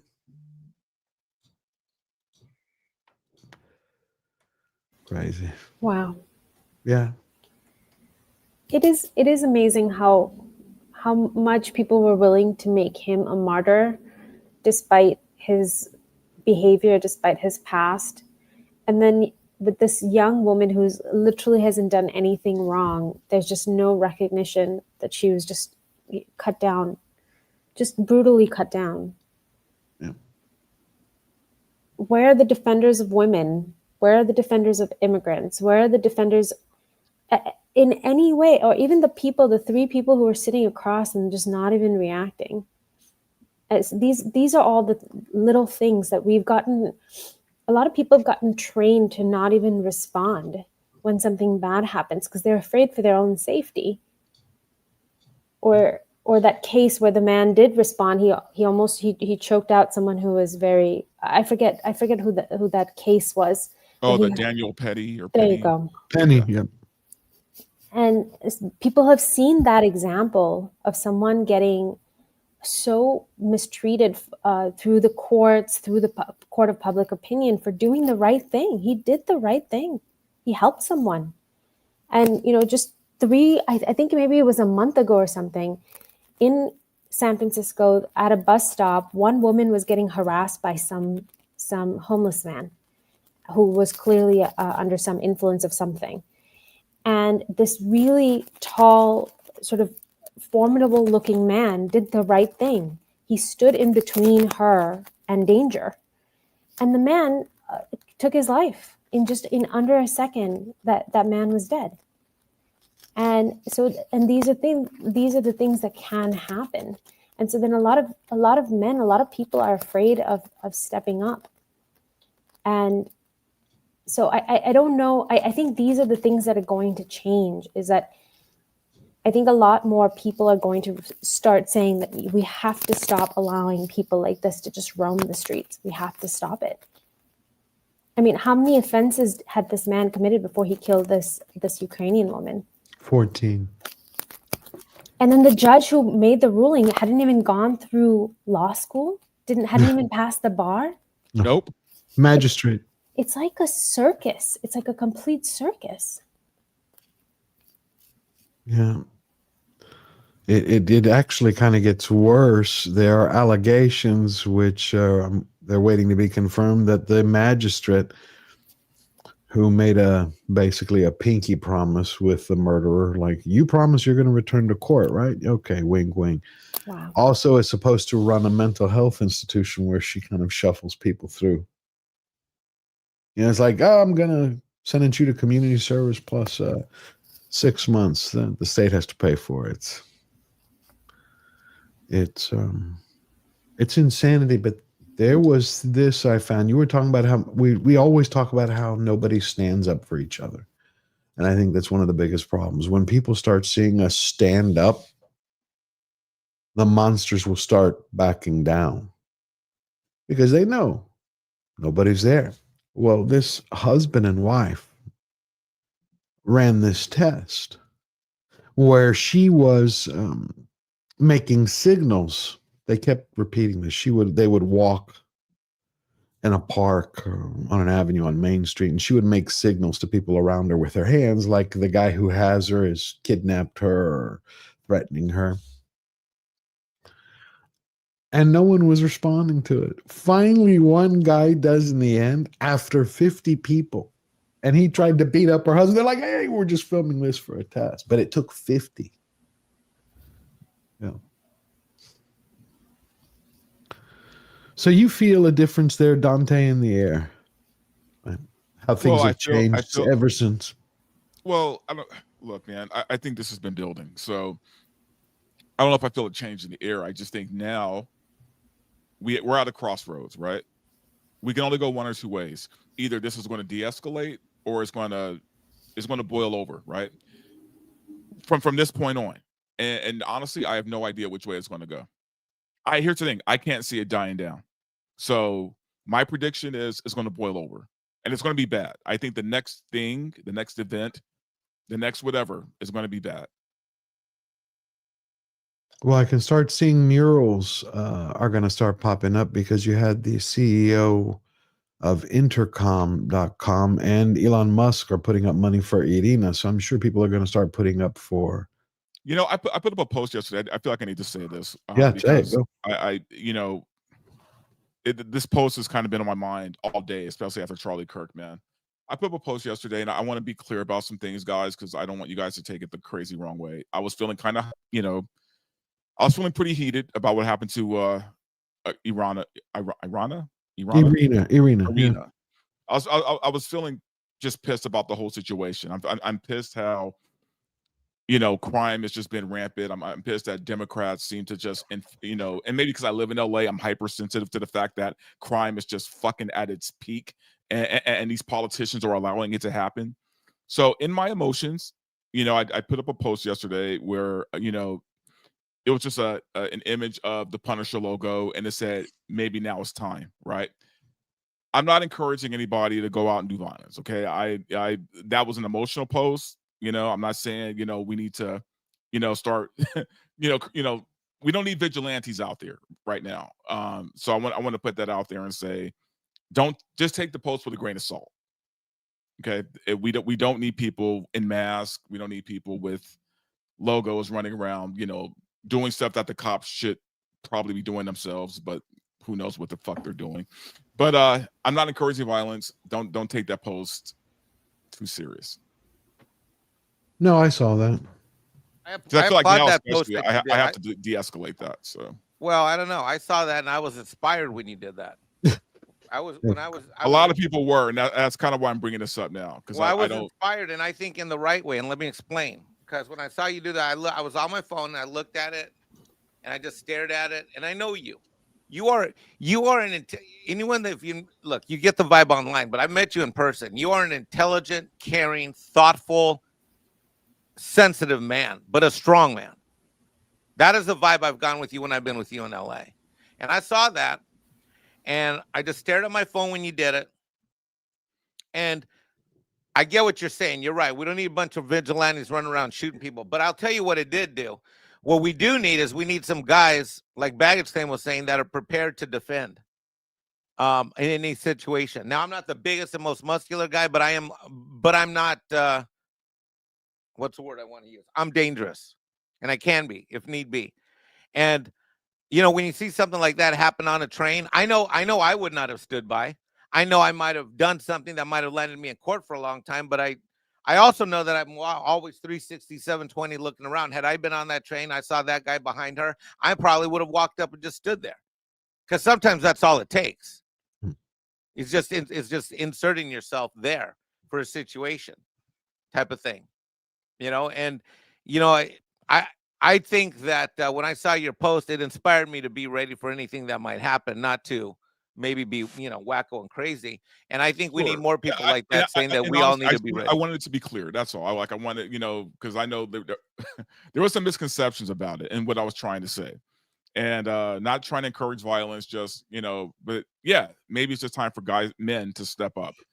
See, but this is what I mean. This is what makes the distinction between the right and the left, is that Dante wants to make sure, he wants to be really clear that this doesn't turn into encouragement of something that is ultimately wrong. It's good to be a defender, it's good to be strong, but it's not good to destroy our cities for the sake of one life. But we will prevent these people from taking over and running the culture. That's the answer. So they can't run the culture anymore. They can't set the moral standard anymore. They can't bully us. And that's the answer, is that we have to push back and do it in the way that we do it, which is with civility and with words. But we also have to do it with strength. We have to take the rein back. We have to take the rein back and say no more. You lose the privilege. You've lost it. I mean, you have this. Just came out 2 seconds ago. Same thing. The inhumanity, the smile, the way she laughs. These are not people who want to talk anymore. They don't consider us Americans, meaning You American, me American. They don't consider us neighbors, brothers, sisters, countrymen. They consider us enemy. And the media has made them that way. Live by the sword, die by the sword. He did say that gun deaths were an acceptable side effect of gun rights. Live by. I mean, like you would think, even for his children, do you want that out there? But also, it's something that Baggers Claim said a little earlier too, that, that we need to think about, man. Like, they don't understand how bad this is going to be for them. Right? Like they're sitting here laughing and joking, celebrating, doing all this crazy shit.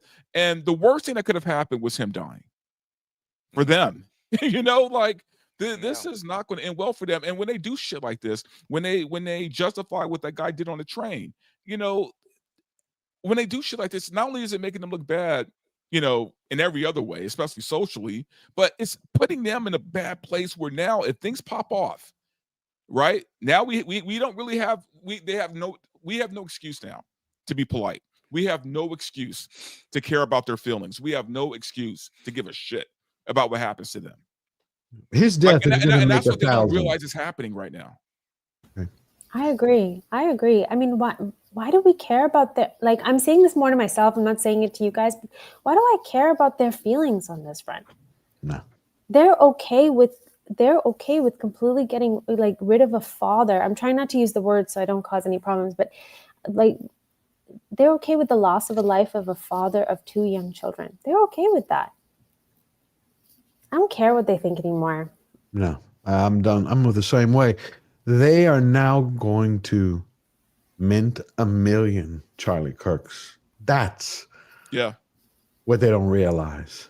It's not going to be one. It's going to be 1,000, 5,000, 10. and Maybe I'm a case study lab rat, because what started with some mildly crazy shit, as Dante did a really good job of talking about the difference between being a Democrat and classical liberal back in the day to now. What started as some stuff that annoyed me, all they're doing is making me more fucking to the right. That's all they're doing. They created me. But you know what's also happening is they're pushing people who were in the middle more to the right now. Yes. So that's what I mean. They're really fucking themselves over, and they don't even realize it. Yeah, if you hit the nail on the head, but there's something. The first thought that popped in my head was, you could see Irina from 3 weeks ago as a modern Rosa Parks for crime, out of control, for leftism. It's not about color, it's about the human. Yes. There's something about Charlie that he's gone, but he represents now an invisible line that's been crossed, an evil that has been unmasked, and everybody's going to step up. Almost like it's not a JFK, it's something else I can't put my finger on, but his death is not going to be something forgotten. The media, no matter what they do, they're only going to stoke it worse. They're only going to bring about their George, own because he demise. didn't die of natural causes, man. He was shot in front of his family. His wife and kids were there at the event. Can I tell you guys what I think this is? And it's a very early thought. So I haven't quite thought this through yet. But George knows that I've been working on a project, and for that, one of the things I've been doing is looking into specifically the French Revolution. I have this whole thought around comparing the French Revolution versus the American Revolution, and I think there are a lot of answers there. But in particular, the French Revolution had this particularly polarizing figure called Marat. He wrote the newspaper that was called The Voice of the People. And he was a terrible person in the sense that he just said some really incendiary thing's. He called for a lot of violence. And this was around the time that the French Revolution hadn't gone sideways yet. It was still at that point there were a lot of hopes that the result would still be something like an American-like republic out of that situation. But one woman in particular thought that Marat was destroying the fabric of France irrevocably. It could never be fixed after that. And so she pretended to have a list of people that Marat could name as betrayers of the revolution. And so she went to see him under this guise and killed him. And she thought that it would end his ideas. What ended up happening is that he turned into the martyr of the revolution. And at that point, the revolution now took a completely different turn from any possibility that it could be something positive. It actually went completely sideways and became sort of the Marat vision for what he wanted out of the revolution, which was complete chaos, unbelievable amounts of deaths, and then basically his death kicked off the reign of terror, which lasted something like 18 months or something like that. And I think that what we're seeing here is the exact opposite of that. It's the same premise, which is that someone is saying something that you don't agree with and taking the country in a direction that you don't agree with. So you think that the only answer is to remove them from this life. And instead what happens is that their ideas, what they were proponents of, only gets exemplified, only gets amplified, and it becomes a turning point in the moment. And you know how apt that his organization is even called that. But this is what it is that now everything he has talked about is going to get amplified. And the biggest piece of that is to step away from violence. Biggest piece of that is to protect unborn life. How much did he advocate for the protection of unborn life? And this is why the very people that are laughing at his death are the ones who are completely okay with killing unborn life, killing the most vulnerable life that we should be aiming to protect. They're completely okay with that. I think what you guys were saying, that this is that evil can only continue to expand as long as it's in the darkness. Good, come out into the light. Show us who you really are in your celebration of all of this. Show us your true face. So we may not forget, and all of those moderates, all of those people who are on the line thinking, is this really the party for me to align with? That they're the ones who are going to be pushed out into this side, into this side of history. And I think Charlie is going to be the martyr for that. He's going to have such a positive impact of what's to come. I don't think we're headed to something negative. I think we're actually headed to something really positive. And I've been feeling that. I don't know why. I've just had that feeling. As terrible as this is, I think this is going to be the catalyst to a lot of positive things. I could see that. I could see the way you were speaking, how it could lead to that. I think the end result will be positive. I think getting there is going to be bloody as shit. And, it's going to be bumpy. And I mean that. I don't mean that physically. I just mean it's going to be messy. Chaos. It's going to be chaotic, like everything. Look, to make a diamond, to make a gem, I agree that polish. in the end it'll probably be for the best. It will be. But what did we expect? If we really look back at everything, what did we expect when we started having a part of society that celebrated, again, abortion celebrations? They threw parties. When you start taking an idea and that becomes a symbol for a movement that not even the most innocent, something that cannot defend itself, when that life is on the line, then there's nothing sacred. But George, also the media convinced these people, right? They told them that words were violence, right? That words were an attack against them, right? So they basically militarized these people to be psychos. They gave them the idea that if someone says something bad or something you don't like, you have every right to hit them. Remember the whole punch a Nazi thing? They encouraged this. Right. It's like words are violence, and free speech only counts if you're certified to speak freely, and only if you're categorized as one of the minority groups, and you fit in on this Overton intersectional window. Yeah, I know exactly what you. That's why I said in the beginning, we know who they are. The different groups are trying to code our country by color, and they're doing it through corruption in order to create tribes to tear it all apart. That's what they want. It's the same way. Why do you think the media keeps playing every single night, no matter what day? Check it. Anybody, go check it out. Anytime on the news, there will always be a black on white or white, crime. They're showing that. When you look at the crime statistic, it does not happen that much. It happens, but they're pushing it. They have a message. Boom, boom. They want to divide us. The Democratic Party lost control of the black population and the black vote, meaning because nobody votes as a minority bloc. but they used to have the black population in America vote as one united voice.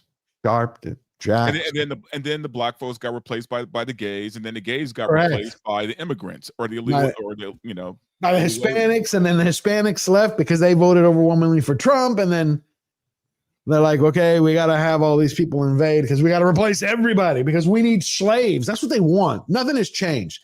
You got people who want to play lords and serfs, lords and slaves. They want everybody on a plantation, and they don't care who gets caught in the middle. And we find men like Charlie Kirk who've been standing up to it, inviting, going, hey, everybody together. The difference is they've gone about it in such a sinister and sadistic way, baggage claim, where I don't even look at this anymore as a mental issue. I just look at it as pure evil. Not every single one of them, obviously, don't know them.